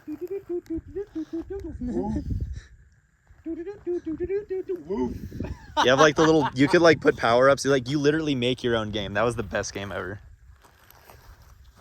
My dumb ass out here just imagination. Imagination. These political extremists are too far gone. They're talking about video games and using their imagination. Oh gosh, oh no. When I was a kid, my imaginary friend was Sonic the Hedgehog. I wasn't very creative. Hey Sonic, what do you want to do today? All right. Dr. Eggman's going down. It's not a joke, actually. I'll be completely serious. I never did the imaginary friend thing. Well, no, it wasn't like imaginary friend. It was just while we were doing road trips and driving, I would just imagine Sonic was running along with us, and I would like imagine him like doing jumps and stuff like that. Yeah. I didn't talk to him. I didn't have an imaginary friend. I would just like whenever we were on drives, I would just imagine Sonic was just like zipping along with us. I got you. No, It was just entertaining. So it was like every hill that I saw, I was just imagining Sonic just kind of like while I was going, just like zipping along with me. It was entertaining. Because guess what? Once upon a time, we didn't all have fucking cell phones. When we were children, we had to use our imaginations. What a concept. And I had a Game Boy that didn't have a fucking backlight, so when it got dark, guess what I had to do? I remember those. You plug them into the front, and this Yep. little flashlight. Yeah, Yep. dude.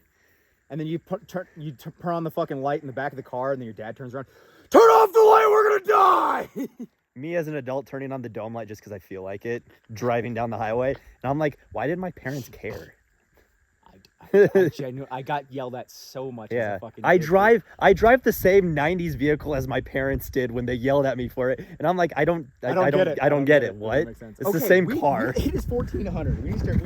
All right, you have less than 10% battery. I have a battery pack right here. Quick! All right, it's been real.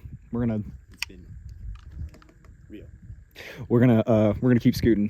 Thank you for coming to our TED Talk. 47 minutes. This is gonna be such a long video. I'm out of breath, and this is gonna make it more out of breath. Anyway, as you were saying, my friend. All right, so we were just talking about this, but we realized that we should probably be recording it. So Yeah, it's good stuff, you know. So once again, if you guys are new here, the majority of our talks while we're hiking that we're recording is conversations that we're already having. Yeah. It's just that now we're recording it and you guys are coming along on this hike with us. It's a lot less of me ranting to a camera and Huck and I having a conversation. Yeah. And you're here for it. Yeah. It is quite literally a very genuine conversation between the two. It's a conversation with all of us. Get in the comments and say how wrong we are. Absolutely. Do it. Tell us we're wrong. Okay, so on the topic of pornography, on the topic of OnlyFans, on the topic of simping, right? There was a podcast recently. I don't remember where. I don't care. I don't care who the OnlyFans chick was, but she made a very, very poignant, fucking just nail in the coffin, man. Of why are men upset at her for making millions of dollars a month? Why are men upset at her for doing anything? When instead, and this was her words, you should be mad at your homies. You should be mad at your bros. You should be mad at your friends. You should be talking to the men in your family, the men in your circles of, hey, what the fuck are you doing? Why are you wasting your money on OnlyFans? Why are you wasting your money on porn? Why are you watching porn? You know, like, it's men's fault. It's quite literally your fellow man's fault of why women are allowed to do this to begin with, because we're the ones fucking funding it. And by we, I mean the royal we, all of men. I've never paid for an OnlyFans a day in my fucking life. Don't plan to. But it's men that are allowing this. So no, I'm not mad at women, because it's men that are allowing it. If men stopped paying for women's OnlyFans, there wouldn't be OnlyFans. Because it's men that are buying it, it ain't women. I mean, it might be a small fraction of women, but there ain't no way it's a lot. You know, and like do we want to go into the whole story from up there? You know, it wouldn't be bad to kind of add a little bit more context of how we got into this topic. How we got into this topic. All right, so... Here, let me find a little bit better footing. I mean, we could wait until we hit that other trail. Yeah. It widens out a little bit. We'll continue in a moment. We are back to our turn point. 15:37. We've got some miles to go, but we're looking good. All right, y'all. This is the second part of our trail. Hey, welcome to the Huck Fields. Welcome to the Huck Fields. Dude. Bow now, bow now, bow now.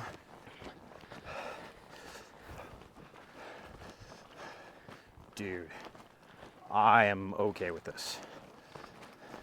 Yeah, I'm good with this. Just imagine like 10,000 Hucks all marching in unison, singing Yellow Rose of Texas. Oh man. Oh man. Yellow Rose of Texas, Dude. I'm gonna see. This is... I did not expect this Look to at be those so beautiful. salmon berries that you can't pick because it's a national park. I did not expect this to be so beautiful. Look at those salmon berries. Those are some pretty good salmon berries. Hell yeah. Yeah. Watch out for the nettle, or that's not nettle, is it? No, I don't think so. We're good. False alarm. It's only All right, just a so halibut. we were just up top. There's a lake up there, and there's 8 women in their young or mid 20s, and we walked up to them, and just as a general question, I wanted to know. You forgot the most important part. They were British. They were British. So I came up to them and asked them, what do they feel is missing in modern man right now, of their, partners, of their potential partners, who here feels like they are missing something, and what are they missing? What isn't there? The answer that I received was toxic masculinity, which is, to be expected. So I asked the first gal that responded, to expand further. Okay, you say toxic masculinity, what does that entail? And so she expanded further, and a couple of her friends chimed in. And they said that it's not toxic masculinity, at least, that's general terms. It's forced masculinity, and that comes across as toxic because so many men, these are their words, so many men are not comfortable in themselves and are trying to be something that they're not. And so because they're not comfortable in themselves, because they're insecure, they try to put on this male bravado, and what they wind up doing is just coming across like an asshole. So then I asked further, okay, why? Why do you think this is happening? The response I got was not something that I expected or anticipated in the slightest. And the response that I received was that too many men in their teens and early 20s have been consumed by pornography. And this was legitimately this woman's take. She said she was 23, and that too many men are consumed by porn, and because of this, because of an overabundance of porn, they don't know how to talk to women. And because they don't know how to talk to women, they're not socialized, once again, her words, because they're not socialized and an consumption of porn, when they go to talk to a woman, they are doing two things. They are trying to pretend to be more masculine, and then they're doing what they think they're supposed to do when talking to a woman, which is like quick, fast, right in a hurry, just, hey, you hot, us make snoo-snoo, more or less. Me want snoo-snoo, Me big want muscle. snoo-snoo. And you know what? It only works with the homies. Oddly enough, I actually agree. And I did not expect to get that response. Now, I don't know what the climate, the dating climate is in England. The entire world's facing the same problems right now. It seems like it's a worldwide issue. issue. It seems like it's a worldwide pandemic of a lack of masculinity. And it was their concept on toxic masculinity was fascinating. That it wasn't necessarily, too masculine of men, but non-masculine men trying to be overly masculine. And the one of the gals, she said that men need to be comfortable having fun with women and dressing up. And I was like, whoa, you lost me there. And then one of the other girls was like, oh, it's language barrier. She means like putting on a suit and going on a date. And I was like, oh, okay, yeah, fair enough. Hey. And Never in a million years. hold on. So I have seen this firsthand, and I understand this because I've witnessed this firsthand, of specifically in the Army, of men trying to be too macho, and oh no, I'm a badass, and oh, I would never do that. I would never go on a ride with my girlfriend, and oh fuck no, I'm not going shopping. Fuck you.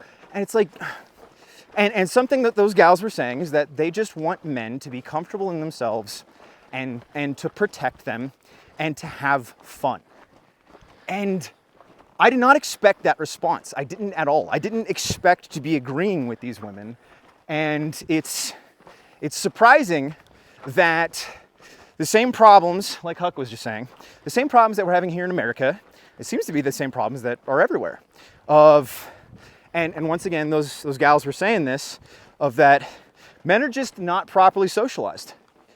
Men don't know how to not only talk to women, men don't know how to talk in person.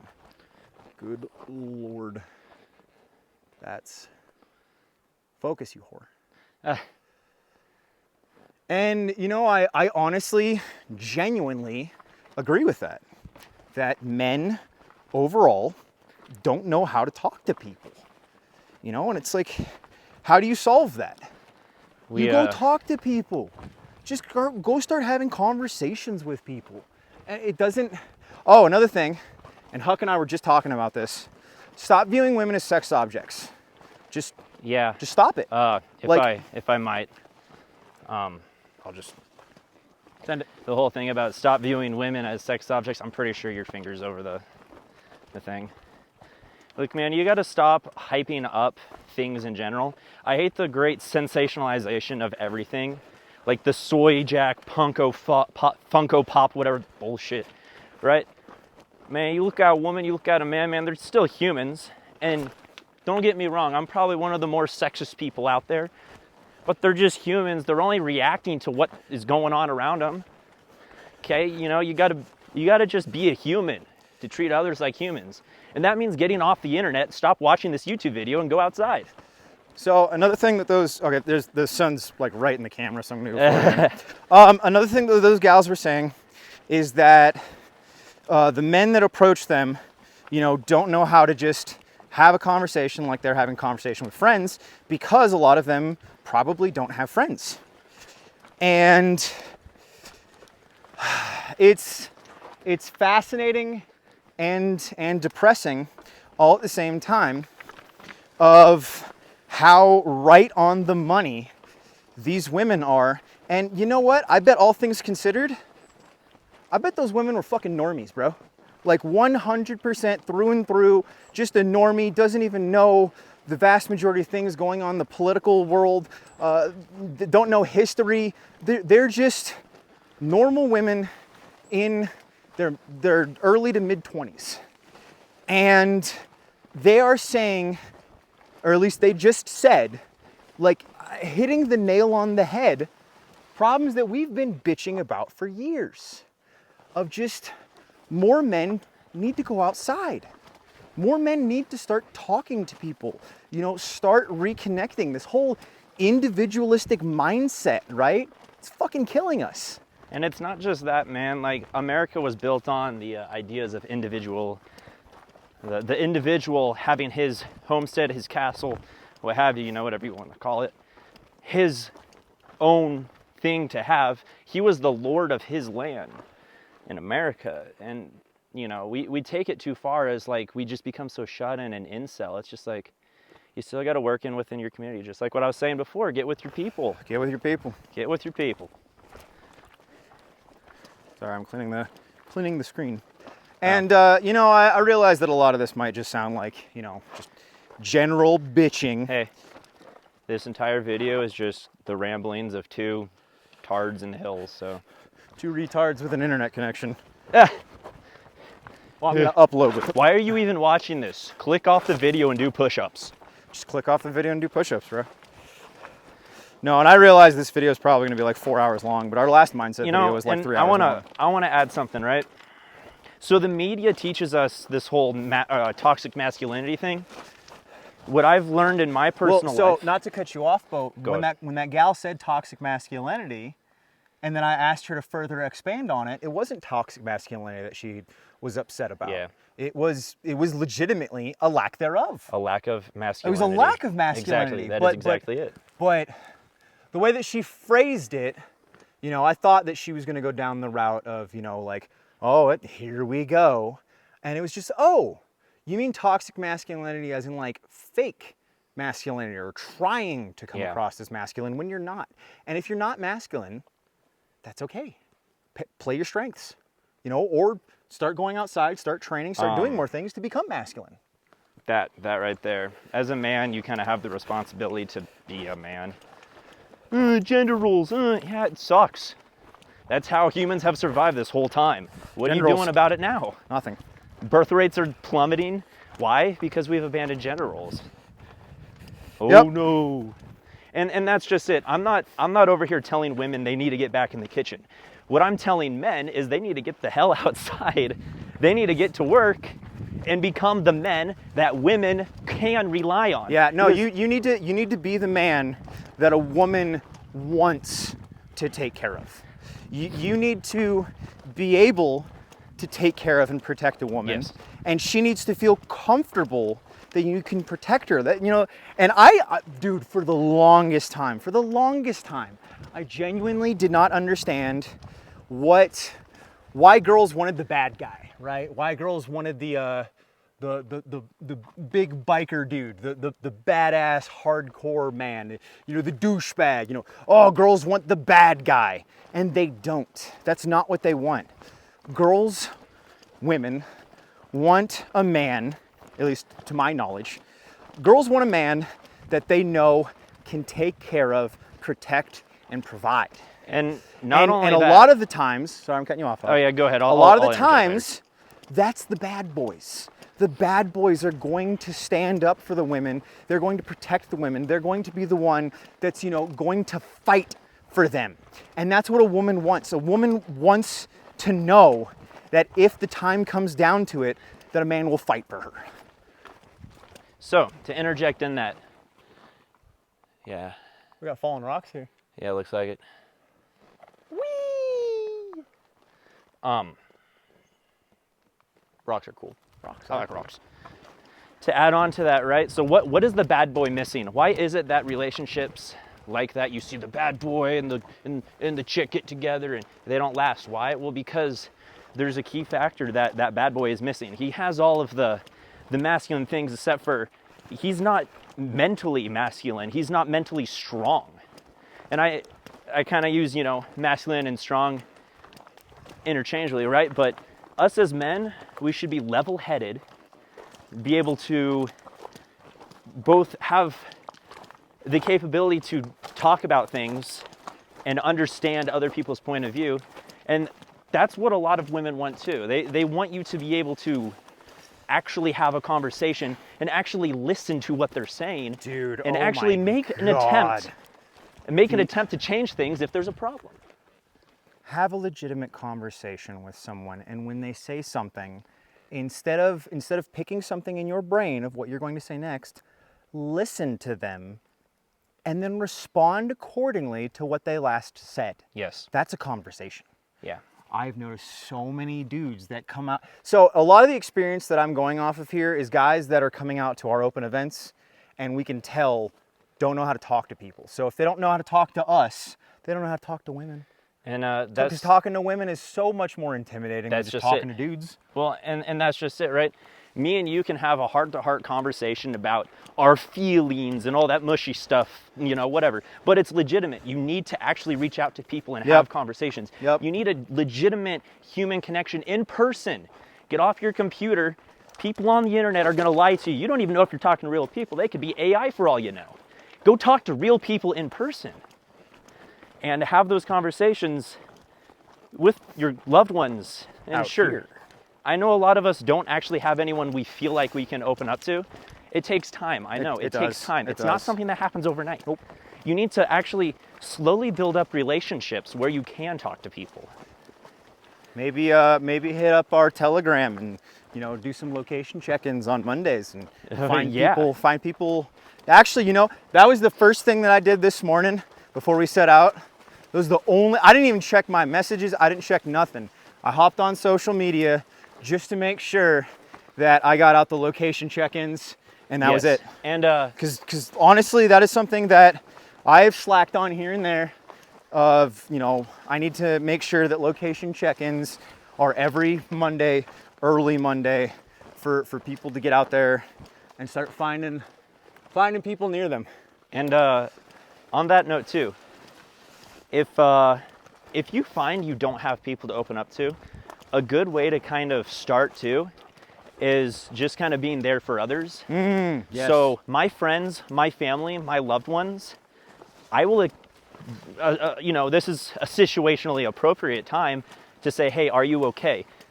How are things going? And actually listen to them. If you know the person and you know they're giving you bullshit, you don't have to go full therapist on them, but just really try to talk to people. Yep. No, just having genuine conversations and being genuine. Now, that being said, don't overshare. Don't Yeah. overshare. Don't overshare. Trauma dump and go brr. You don't have to trauma dump. You can have basic conversations, talk about interests, talk about, you don't have to go directly into geopolitics and what's going on in the, international. You don't have to do that. It's not necessary. If that is your route, take that route, do you, boo-boo. But I'm just saying, you don't have to. You don't have to start spurging about certain countries not having open borders. It's not that you can't have those conversations, just don't hyper fixate about them, because that's going to turn people away from you. Here, get the camera on me. It's okay to talk about your feelings to your friends. Based. Huck is based. Okay, y'all. This has been a really good talk, but I would actually like to appreciate this hike as well as ranting to you guys. So I'm gonna hop off for a little bit here. Huck, do you have anything you'd like to say? To finish For that the moment? whole rant up, I know it might come off as, ooh, girly talk, squishy wishy. We're all humans, okay? We're all of the same breed of human, flesh and blood. We have brains and we have thoughts and feelings. And you have to understand that it's simply as you need to just talk to people. Like, I'll talk to him, I'll talk to my friends and family. You have to have genuine conversations with people. We can't continue like this, terminally online, shutting ourselves out. It's something I see so many people struggle with, and it really tears my heart seeing people struggle with this. I mean, hell, join a church, join some organization, something to get out there. If you don't have anyone, if you're shut in, you have no one, you live alone, whatever. Church is a great way to start. Yeah, church is a great one. Any kind of organization, whether it be, Local something. sports. Yeah, Local local sports is a good one. sports. Yeah, joining a softball team or just Find something. something where there's a common interest, there's a common goal, and you have something that you can genuinely talk about because, hey, we're both here for the same reason. Yeah. Hell, I would actually even say that D&D, right? Dungeons and Dragons. Dungeons and Dragons. You have to go to a local, little game store. I would say that that's better social interaction than no social interaction. I absolutely agree, because you talk to people and engage in actual real life conversation. D&D is no different than people who go to the bar to converse, no different than people who go on rucks to converse or whatever, right? And I'd like to add to, circling back to the whole woman topic, guys, it's no rush. You don't need to rush into things with people. Don't rush relationships. You need, don't force relationships. yeah, don't It's not force worth it. relationships. Let Never things worth it. happen naturally, right? The same way you become friends with people, sure, the whole friend zone thing, but you got to take things slow and be straightforward with your intentions too. Like, being friend zoned actually isn't bad. it's cool. You just don't Like let you it don't kill ya. like if a woman doesn't want, if she's not sexually interested in you, then just be Yeah. her friend and get comfortable talking to a woman. You worded it weird. Romantically interested. Romantically interested, sorry. Because sexually interested and romantically is No, you're right. You're it's right. different. Okay, I'm gonna go back to enjoying this hike because this is gorgeous, and you guys have seen enough of it and heard enough of my voice. Yeah. Okay, bye.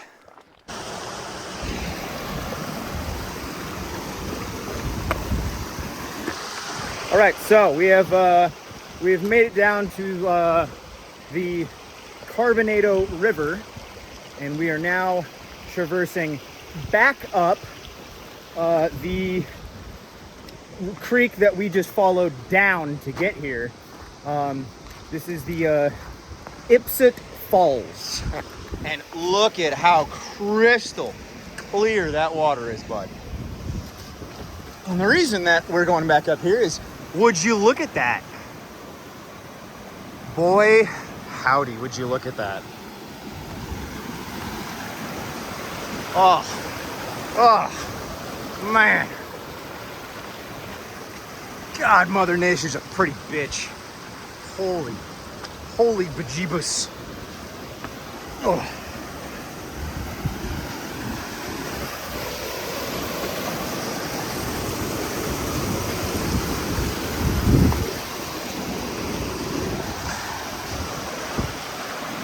Wow. Wow.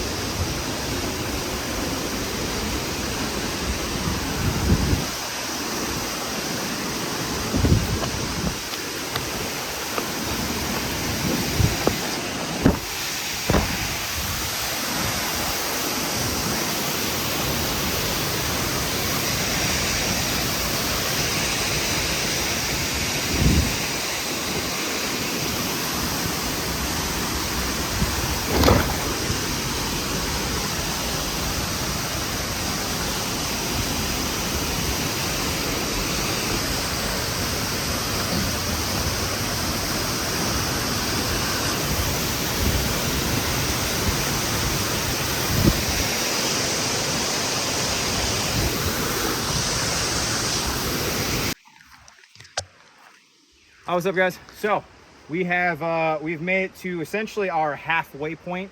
We just passed Ipsut Falls, and we are now at Ipsut Creek Camp. Shown behind us. So we have approximately, let's see, 1, 2, 3, 3.5. We have roughly 4 miles to go, and we're about 8 miles deep. We're doing all right. We've got about 2 hours of daylight left.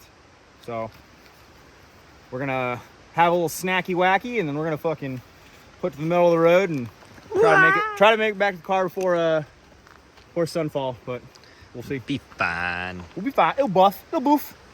It'll boof. I started running. We gotta find a place to eat.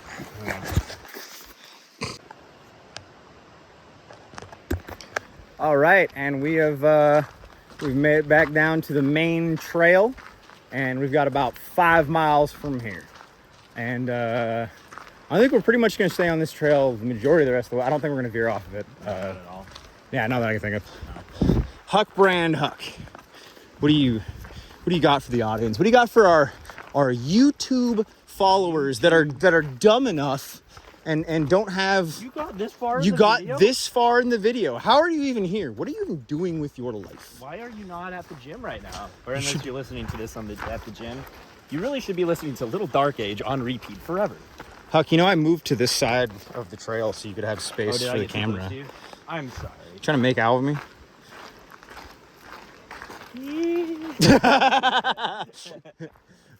Homosexual.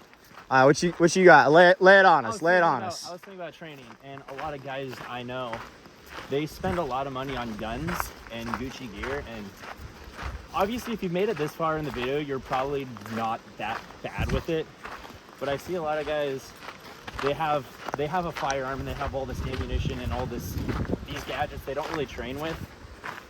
Or maybe they do train with it. Maybe they train really hard and they have like a chest rig and fancy belt system and rifles, and you know, they invest all that, but they don't have a rucksack and they don't have camping supplies, they don't have survival supplies, they don't have anything. And I'd say the biggest thing that I see is just guys not using it, not knowing how to use it, because they've never tried to use it. They've never tried. Let me tell you guys something.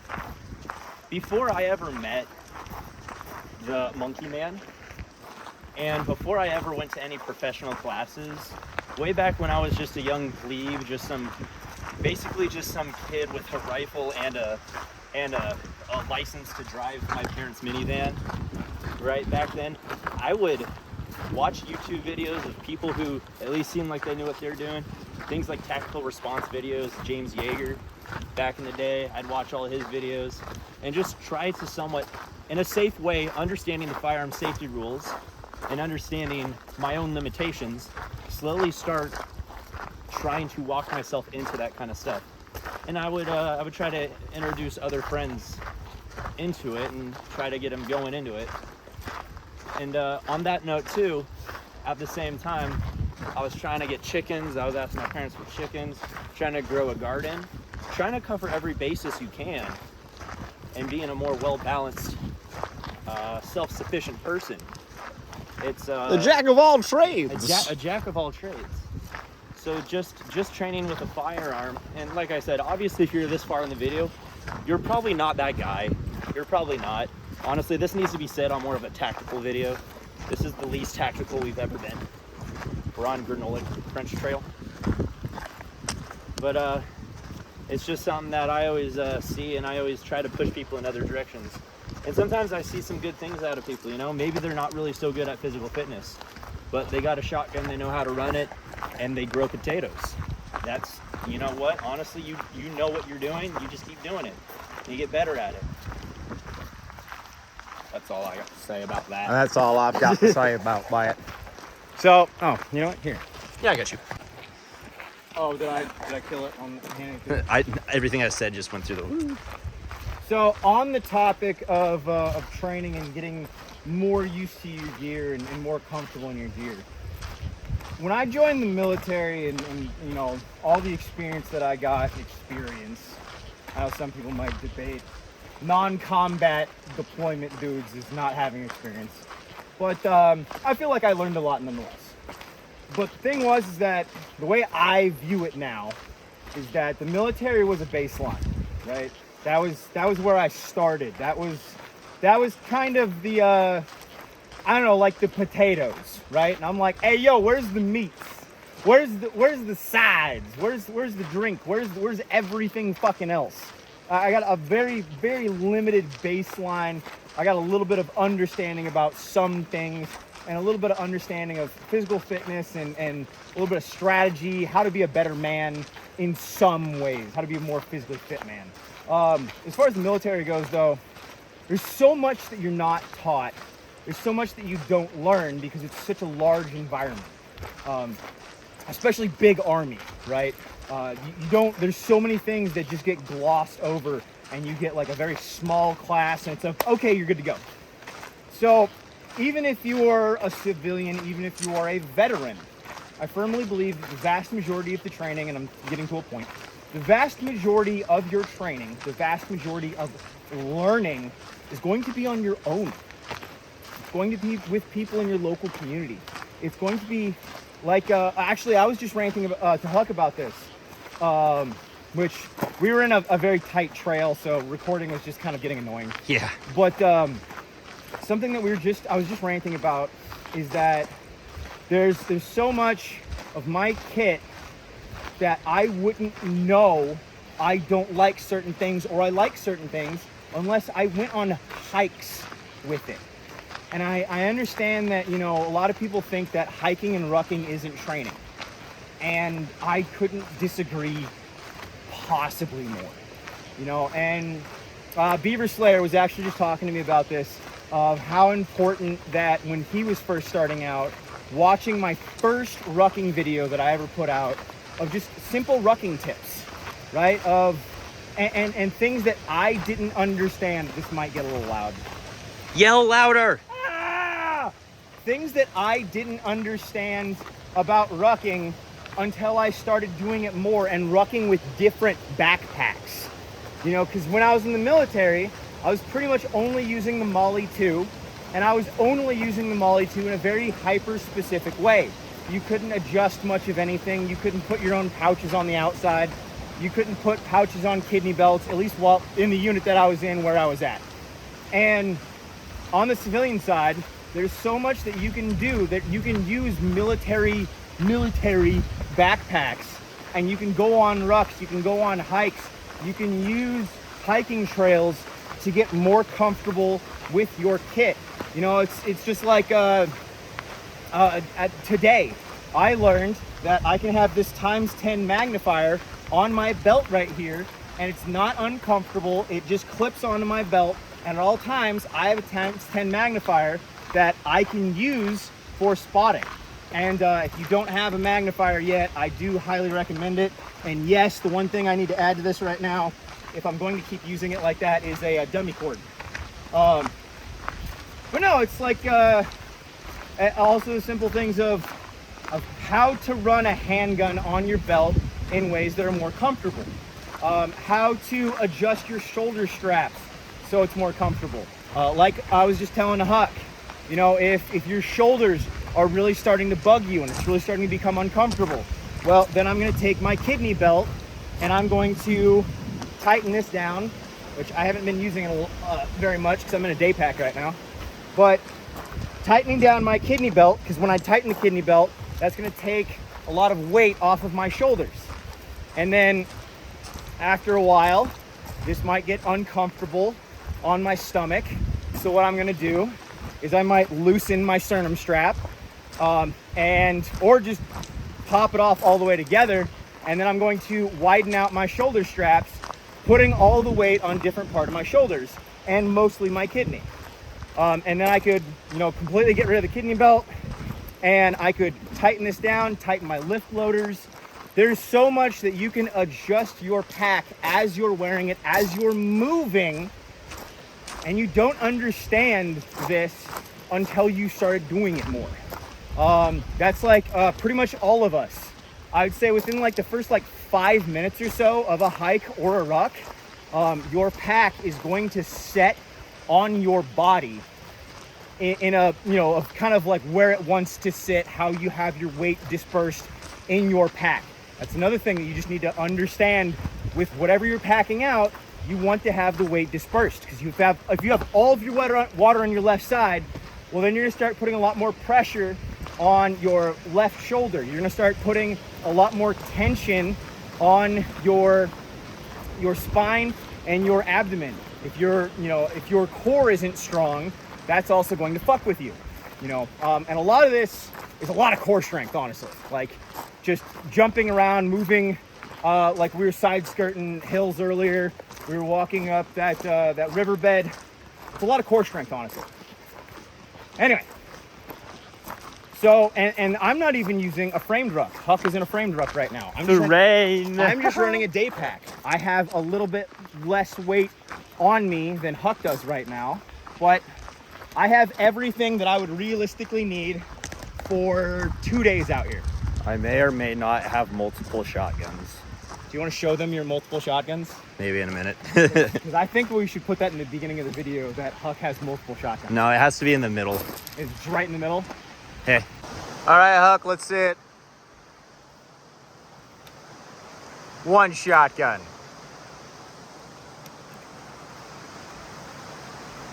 2 shotgun. Double barrel Stoker 12 gauge. I think this is Rock Island Armory, full Foldy 12 gauge. Why wouldn't you have one?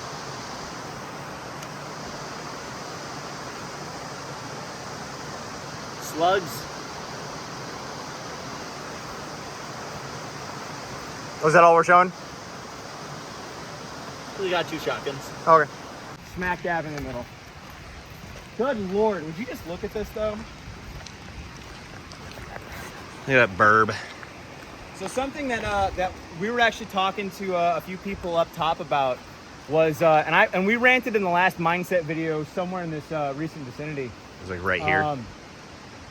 The amount of people that live here and have never stepped foot out into nature is fascinating. And I honestly, I was telling Huck about it earlier. I think it's mostly, what was the word that I chose? For desensitized. I think most people are desensitized to Mount Rainier because, I mean, you can see it pretty much anywhere in our region. So a lot of people don't want to climb up and, get a better view of it because you see it all the time. Or people are so stuck in their lives and, the last thing that they want to do after they're working 9 to 5 is, go out in the mountains, which, Be better. I don't know. I've never, it's never made sense to me, right? It's like, I don't know how many comments I've gotten now of people like, are you guys always outside? Don't you have jobs? And it's like, don't you have weekends? Yeah. What? Like, do you not have any days off ever? Yeah, it's like, it's like, dude, we're out in the mountains weekly because there's 2 days a week that I don't work. Yeah. What are you doing? Yeah. A 9 to 5 is, 9 to 5. You work 5 days, and then there's 2 days you don't work. That's time for family and time for training. But yeah, to come full circle, even chest rigs, even belts, even all this stuff, if you have the nature available, fuck off into the hills where you're not going to be around normies. Rock a chest rig while you're hiking. Rock a battle belt while you're hiking. Rock your tactical fucking kit while hiking. Obviously normies are going to be like, oh, what's that? If you're hiking a normie trail. And I do my best not to keep a rifle on me when I'm on normie trails. I have a 10-22 Charger with about 600 rounds, 75 loaded, 500-ish in a baggie. I've got a handgun, and then Huck has, 2 shotguns and a handgun? Don't worry about it. Huck decided to take my shotgun because it wouldn't fit in my bag. So he's like, oh, I'll take it. I'm like, okay, so I guess technically he's carrying my shotgun. Technically. The great thing about a double barrel shotgun or a break action shotgun, they're all takedowns. Everyone's like, oh, takedown gun. Yeah, it's called a single shot or a double barrel. It's already takedown. Yeah, it already does that. It already does that. It's already a feature. It's right there. Now any pesky drones that come our way, we can be tactical, That's a joke. That's a joke. For legal reasons, for joking reasons, this is legal. Just to add that I do believe a 12 gauge shotgun has any and every application in mind when you're in the mountains, more as a survival / camp gun. Do a lot of camping and you do a lot of traveling. A simple double barrel or a single shot, you can't beat a good shotgun. I would like to caveat one thing. I think if you're going for full versatility and you're not going to be carrying another firearm or you don't have other people with firearms, you should have one of those chamber kits for your 12 gauge. So that way you can use other rounds if you find them. Biggest thing though is specifically the chamber kit for 22 LR. Yeah. I highly, highly recommend, if nothing else, run a double barrel shotgun, run a single barrel shotgun, but you want to have one of those chamber kits so that you can run 22 LR and keep 500 rounds of some subsonic 22 LR on you, because that is going to vastly upgrade your combat effectiveness.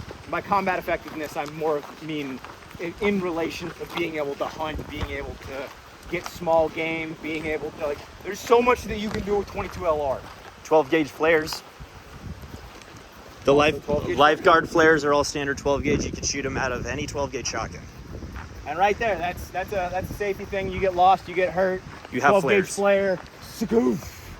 12 gauges have a lot of. Hey, that's a new bridge. Oh yeah, there's like a waterfall over there. Is there? Yeah. How far away is that? I don't know. Is that on our map? I'm the map. I'm the map. I'm the map. The map. I'm the map. I'm the map. I'm the map. Oh, that goes up to Yellowstone Cliffs.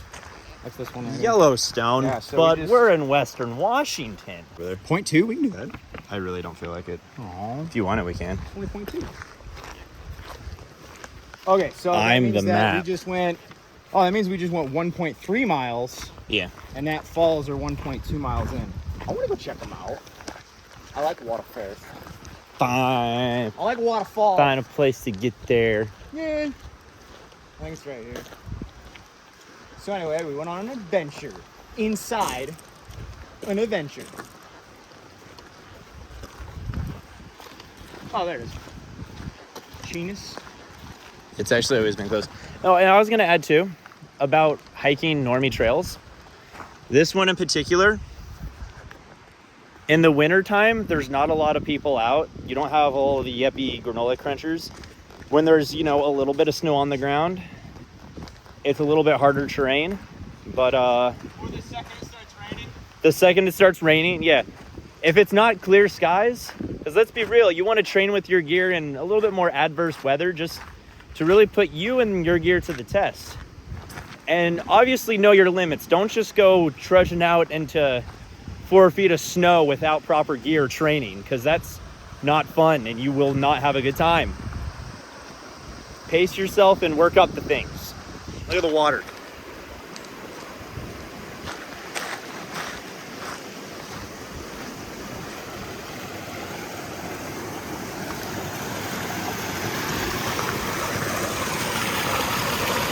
I wonder if it tastes like chocolate milk.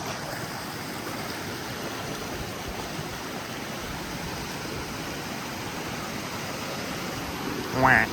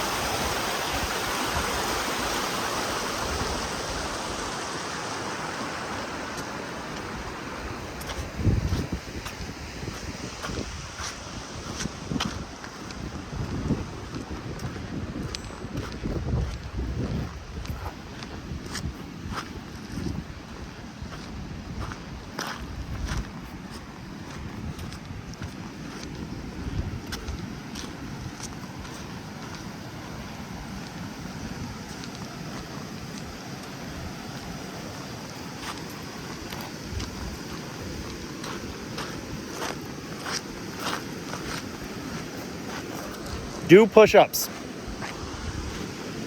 Oh, not you. The audience. Oh. Do push-ups while we're doing this. Do a wall sit. Do some squats. I'm generally just about I am only at 35 for the day.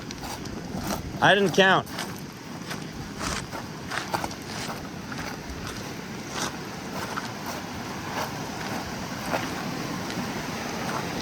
You think the chocolate milk tastes good?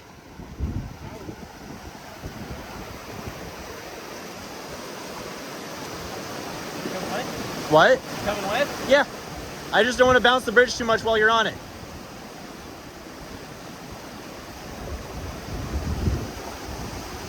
I don't know if you camera folk can hear me.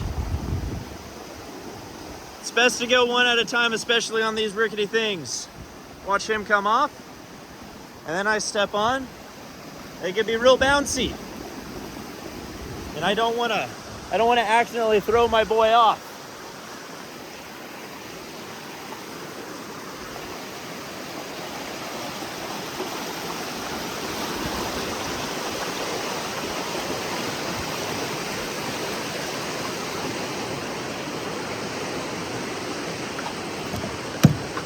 I was informing them.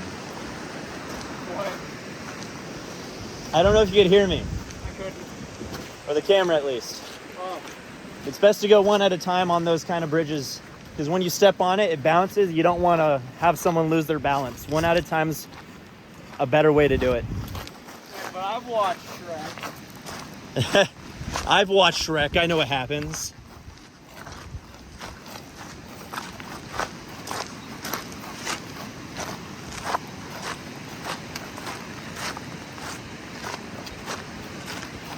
We have an hour and 35 minutes left. Oh, we're fine.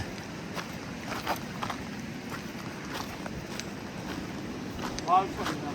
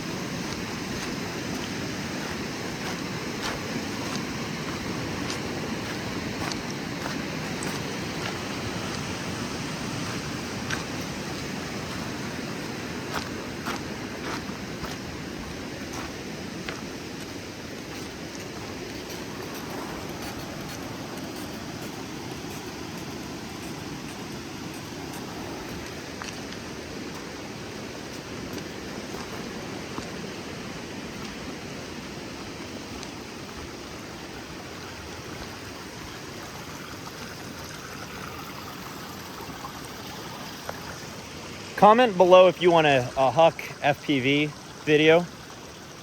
I'll strap a GoPro to my face and just film everything.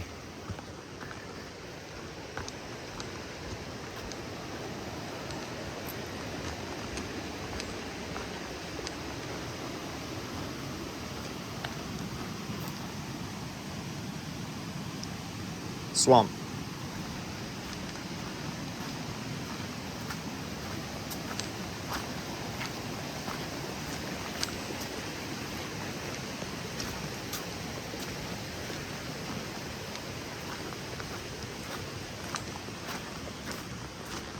I'm coming.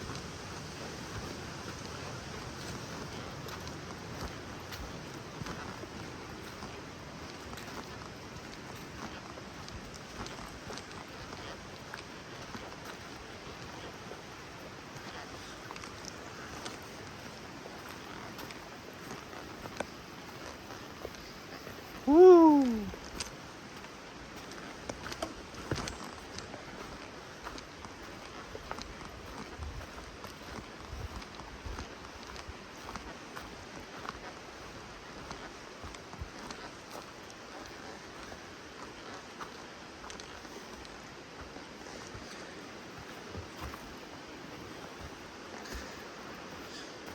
Where do you want to go? Left or right? How's this go? Okay.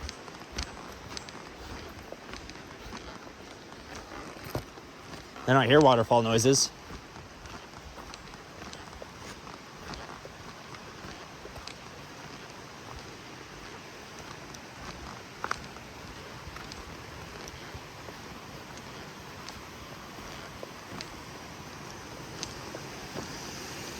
Oh, man, this is somewhere you can swim. Yeah. Holy Jesus. Yeah, no, that was, yeah, that's worth it. Yeah. Yeah, I've never been over here, so. Yeah, no, that was worth the walk. Wow, that is cool. You take the trail up and see if, take gander? I don't really care to. I might throw some calories in my body. You want to eat here? Yeah, I'll get some a little.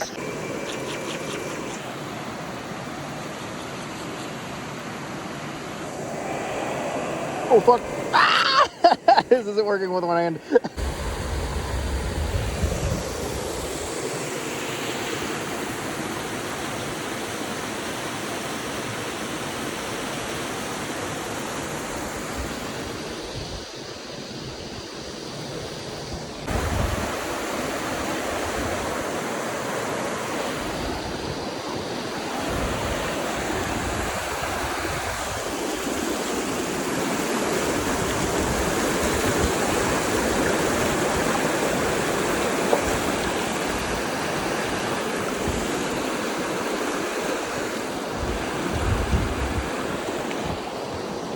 whole body just wants to follow the water. What you got, boss? Hey, you, watcher, you watching. Pause the video. Go on Google Maps or whatever you use. Type in hikes near me and find some hikes that are within your capabilities. Invite some friends and go do it. Just go on. Go and get. Go do the thing. Drink water. Eat protein. Go do the thing. There's nothing stopping you. Why are you still watching? Why are you still watching? Why are you still This here? has been like over an hour and a half, probably more than that. No, it's probably gonna be more like 3 or 4 hours. Damn. I don't know. I don't really. We talked a lot. We do. We talked a lot. Fair. We did talk a lot. Go plan a hike in a ruck with somebody. Well, just do anything with the people in your local community that's betterment. Yeah. I can't just say anything, like, you know. Literally just go for a hike with friends and or family. Too easy, bud. That's it. Too easy. If you don't know where to start there. We're right now walking this very accessible trail. Oh man, take the camera. When your buckles is unbuckled, the whole internet's gonna make fun of you. Oh. Should All I right, re-say it all? We're back in. Should We're I back re-say in. all of it? Nope, everyone's just gonna make fun of you now. No cuts. Everyone's gonna make fun of you. I am obviously a dipshit. No cuts, no stems, all rucking. Regardless, go grab your old school bag, grab your sneakers, and just go for a hike. $15 sneakers. You don't need to spend money. I guarantee you have a car and some sort of other modes of transportation. You know someone, invite them to go outside. Just simple as. Just go and do it. And get consistent with it. Go on hikes every evening, or not hikes, go on walks every evening if you can, if your area is safe enough, I guess. 'Cause, sometimes it's not really safe for sometimes, especially women, to walk out in public. Hey, look, a gun. Oh wow, yeah, there you go. The 2 women watching this, don't go outside alone. Or any of you guys. The amount of women that we saw today that hike alone. What are you doing? What are you doing? Honey, what are you doing? Why? Why? Why? Too bad we're not bears, because the most terrifying is seeing a man alone in the woods. Apparently. Yeah. All right. Before I get too sexist, I'm ending the video here. I'm very sexist. Thank you, Huck. I'm more. What do we got there, Huck? What do we find, Huck? These are the droppings of a modern soy boy. Modern soy. A Milky Way mini even. Well, the damage this has done not only to this earth, but to my soul is crushing. And I will never stop until it's all repaid. Oh, look at that. Oh yes, that form. And you ruined it with an art. I blew dust into my eyes. You blew?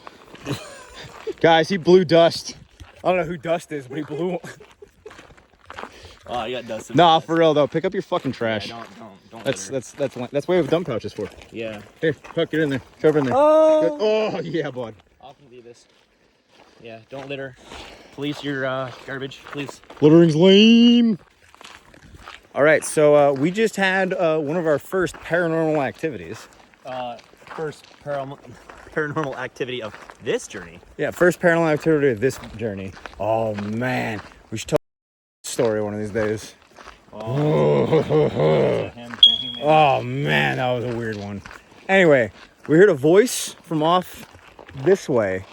Right as we were talking about this area feeling eerie, we heard a voice over here that kind of made like a, and then that was more high pitched than that. I was like, what? It sounded kind of like a human, maybe like a woman. Yeah, and then we heard a thud back over that way, Yeah, like a pretty- immediately after. Pretty good thud. And it's from like both a- sides, yeah. And we were just, I mean, split seconds, we were in a conversation talking about how this area felt eerie, and then that happened instantly after.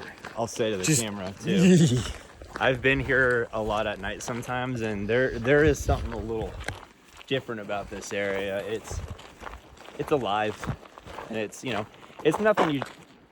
Oh, it was a bird. It was a bird. It was a bird. We're good. We're good. It's nothing. It's nothing you should Now really. now I'm all like jumpy. It's nothing you really should. You don't have to really jumpy about it or fear. It's just you have a respect for it. You know. I've been out here a lot at night. There's probably a lot of miners that have died. This was a coal mining. Mining, like mining, as in like a coal miner, not like. Yeah, there like is a coal children. mine up here. I mean, there might have been children. It's mining. actually the soul of Tennessee Ernie, just singing 16 tons, just in the trees. Well, like if nothing else, look at the size of these trees, man. That's a tree. That's a. Is it too taboo to say certain words out in the woods? I mean, do you want to chance it? I ain't trying to piss off Okay. no forest I'm spirits. just trying to go to the Appalachian Trails and find moth. I ain't trying to piss off no forest spirits though. Just leave them alone. Hey. You respect them, they might respect you. Okay.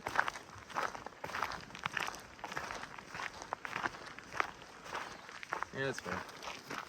It is an interesting place, and just, you know, it's fun. Interesting. Hell yeah.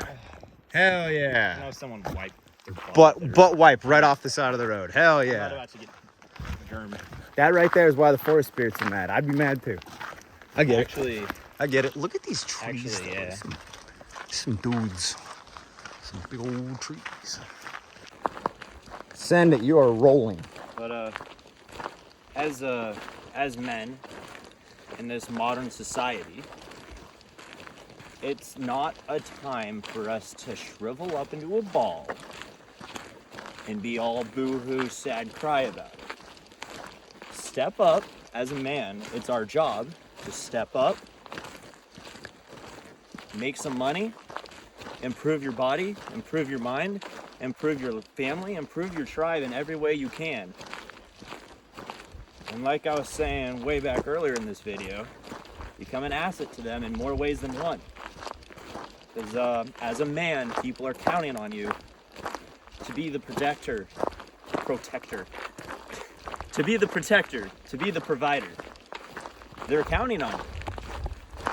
And if you're gonna sit here and complain that you can't find a traditional woman, what are you doing to be a traditional man? Like, what are you even doing? Like, I hear all this all the time.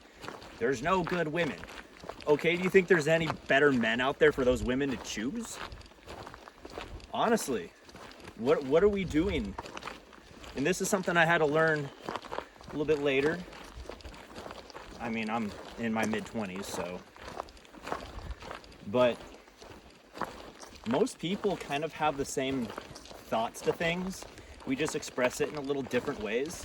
And the media, the two-party political system, the sexisms, the racisms, all of this The isms. all of the isms that are shoved in our faces make us forget how truly similar we all are to each other. And at the end of the day, we kind of all have very similar values and similar ideas. Now, some people might be a little bit more radical in one way or the other, and that's fine. You can do this thing called agree to disagree with mutual respect and understanding and not be a douche about it. But I digress. Us as men, we need to do better in every aspect of our lives. Just simply brushing your teeth. Just simply drinking enough water. Just the small things. Just take simply care- not fucking littering. Yeah, there's napkins everywhere. Stop littering. Take care of your environment and the things around you. You get back what you put in. So if you're not putting anything in, why do you expect for 1 second you'll get anything back? This isn't, there is no free rides. There are no handouts. And for this, government who likes to put us all on COVID lockdown and give us free money, we get this false sense of, oh, this is communism, socialism, good, blah, blah, blah, blah, blah. At the end of the day, you really need to just get to work and make stuff happen for yourself and for your family. sounded kind of boomery, I'm not gonna lie. Am I a boomer? It sounded kind of boomery. Hey, so back to what I was saying earlier. I have been okay boomered by boomers. Just work harder and pull yourself No, up by your But bootstraps. for real. Like, I'm genuinely saying that. And this isn't, I'm not promising anything. I'm promising quite literally nothing. But what you will find is the more you work for stuff, the more you find the satisfaction of working for it and obtaining something. And nothing happens overnight. This isn't just you pull yourself up by the bootstraps and you can afford a house. I get it. I'm struggling to even buy groceries and find a place to call home. I get it. I understand. But this isn't a time to complain. It's a time to get to work and actually understand the problems at hand and how, as a society, we can better handle these problems together and as individuals. So not only that, I'm gonna caveat.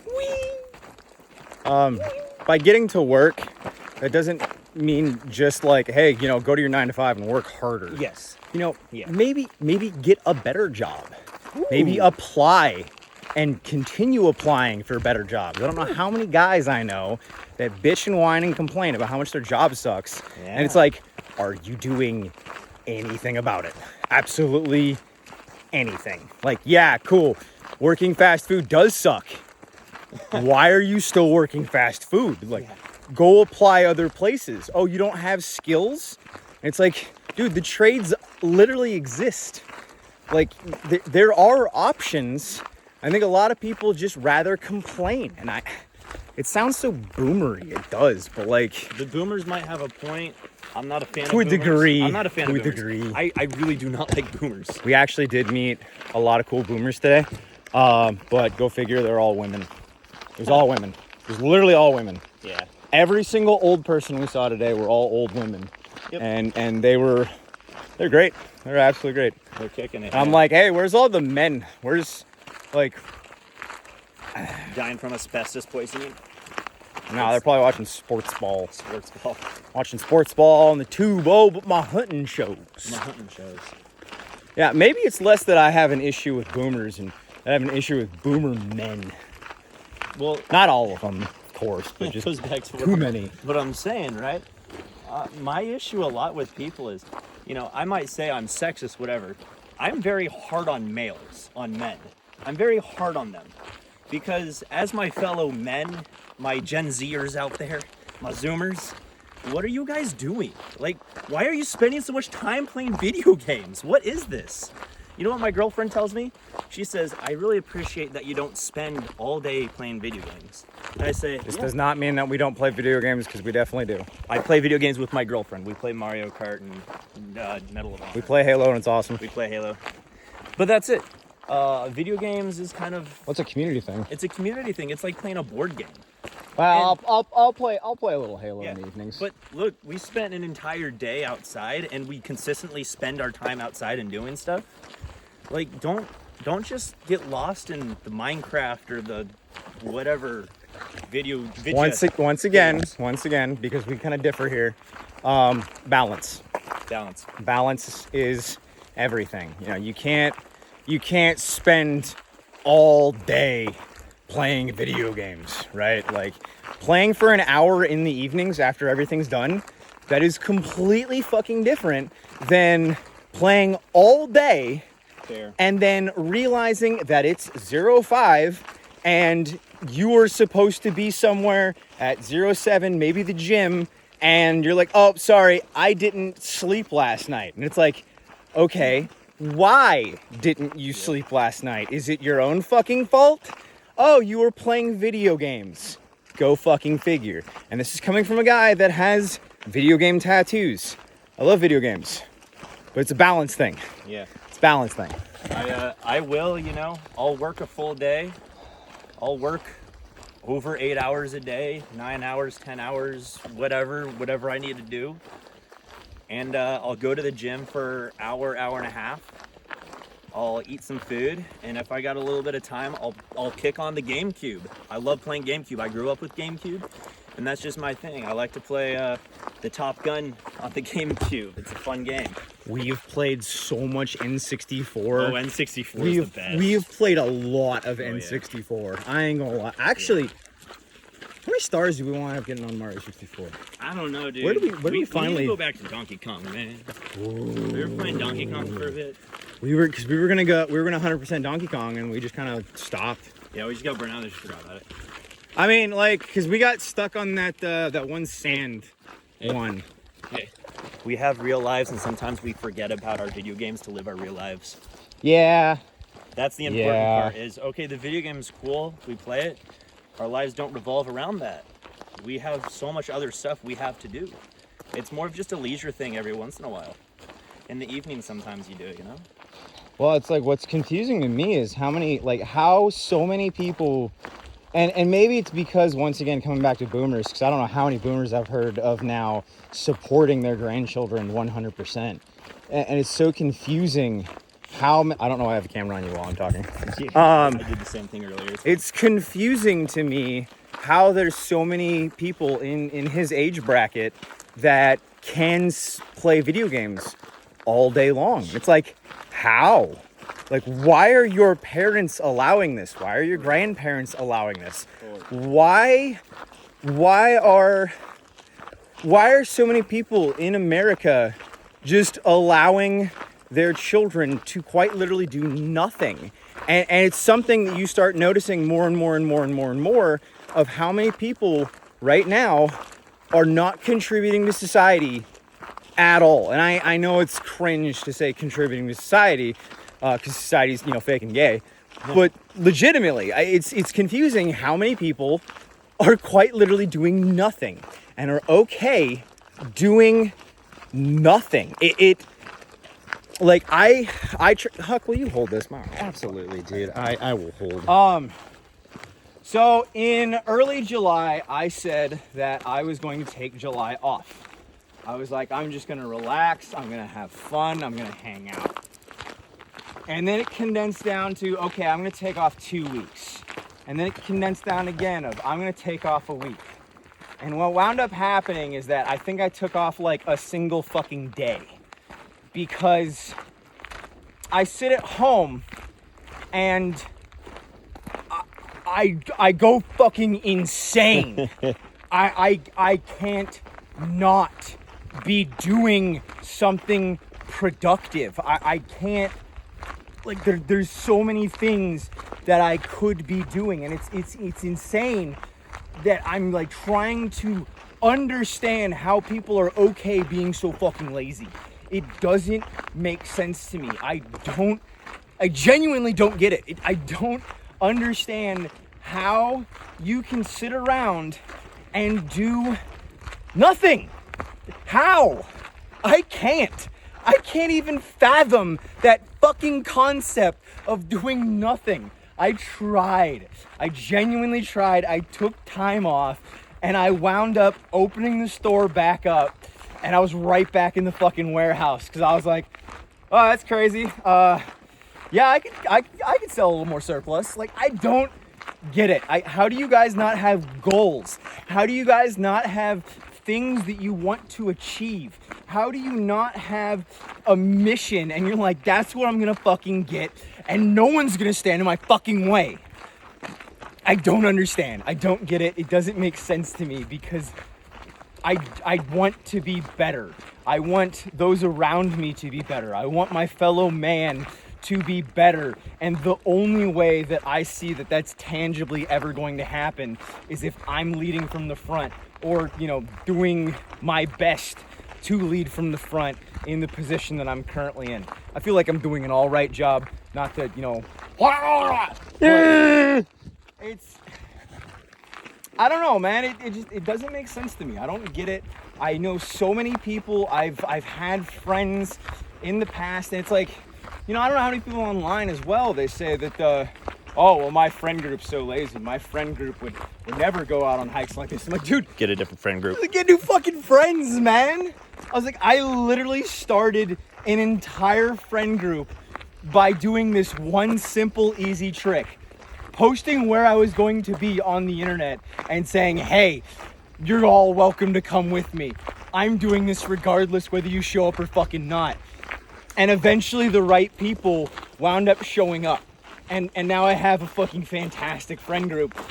based around the whole concept of we're gonna grab guns and go outside and just try to be better men and just learn skills outside. You know, sure, we go back to our fucking regular 9 to 5s and we, you know, we still play the fucking game, I almost dropped but oop, I fumbled. Work job slave. work job slave. No, man, I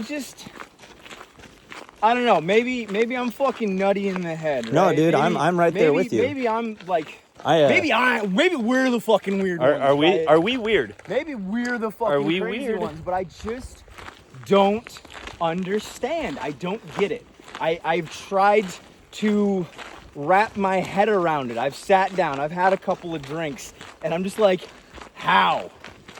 I don't get it, dude. I don't understand. Like, if I'm not moving forward, I'm dying. And that's it. Yep.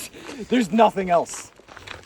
You either get busy living or you get busy dying. Yeah, no, literally, quite literally that. I mean, it sounds psychotic. It sounds crazy. It's like, you know, like, it sounds fucking wild to say that if I'm not moving forward, I'm dying, right? If you kind of think about it. It's like, Well, like, oh wow, that dude's a fucking nutcase. well, But like, I don't understand anything otherwise. I can't accept anything beyond moving forward, no matter how small.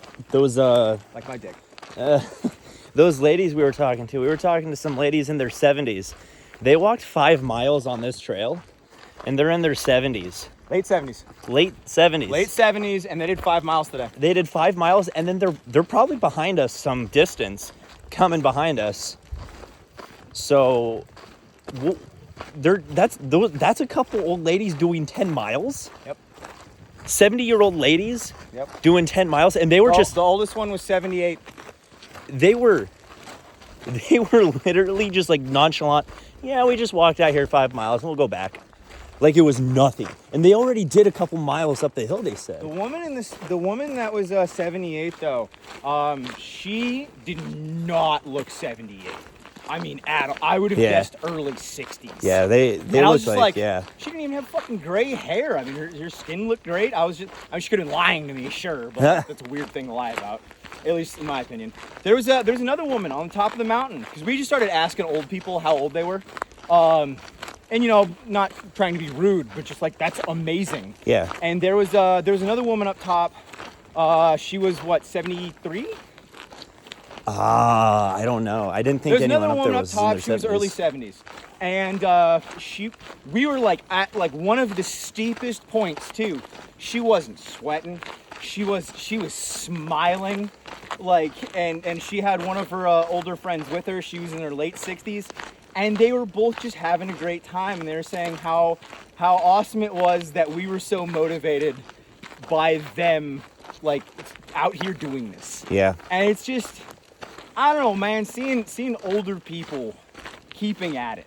It's so cool. It's so cool to see. It does it for me, man. It does it for me.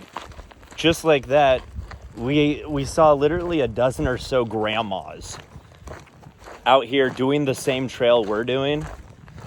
What is anyone's excuse? Literal grandmas. Literally grandmas that are probably gonna go back and bake a fucking pie and for their grandkids and do some fucking knitting, and they fucking hiked more than you did today. Dude, grandmas hiked more than you. It's dude. That's what we were talking about. You either get busy living or you get busy dying. Yep. That right there. They're busy living. What are you doing? How old are you? What are you doing? Are you gonna be showing up by a grandma? By actually a dozen or so grandmas? And I bet we're just gonna start recruiting grandmas and handing them AR-15. You know, we don't need anybody in their 20s no more. You're useless now. You're too busy jerking it and playing fucking video games. We got an army of grandmas over here. Let's go. For real though, I mean. And they got better cardio. All you fat fucks. For real. Like, how? Well, it's like, how many dudes have we had come out to rucks now and quit within the first half hour? A handful. Who fucking many? A handful. Who fucking many? Yeah. I don't know. It happens. We've had, like, almost faithfully we'll have at least one guy quit every time, every 20 miler, the first hill. The first fucking hill, we'll have a dude quit. Faithfully, damn near every time. And it's just like, how? I honestly How? didn't know that. Yeah. I've never really paid attention. You never paid attention? I'm usually Oh, I'm usually man. kind of in the middle or the front at the Oh, beginning. I have to pay attention to this. Yeah, thing. So I it's don't. I just- pay no attention to what's happening behind me. No, man, it's like damn near every single fucking one. We have somebody quit, like within the first couple of fucking. It's like how?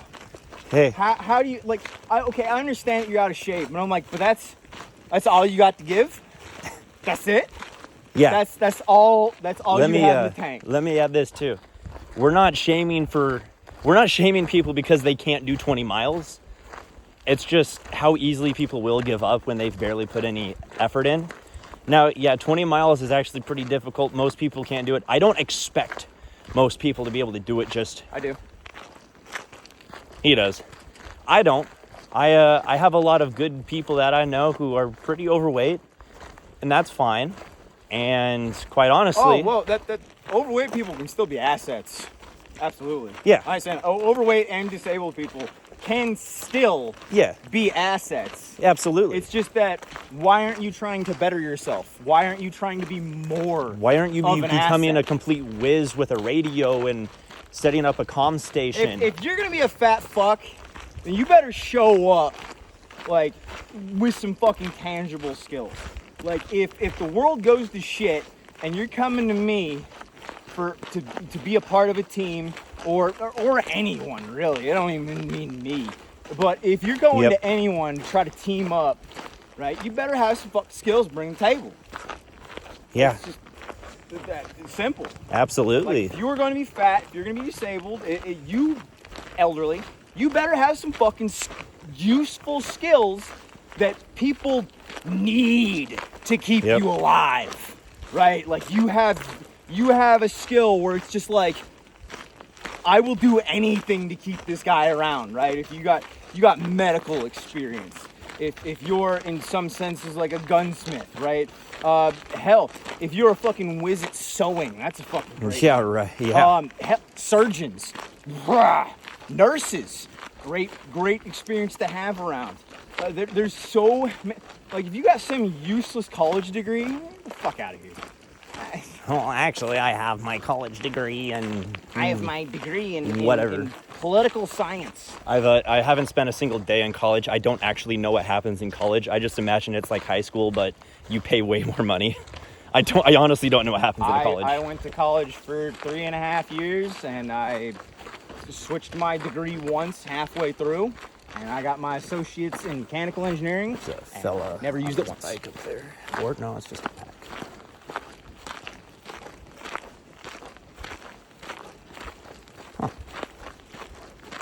What Yeah, I heard the screeching.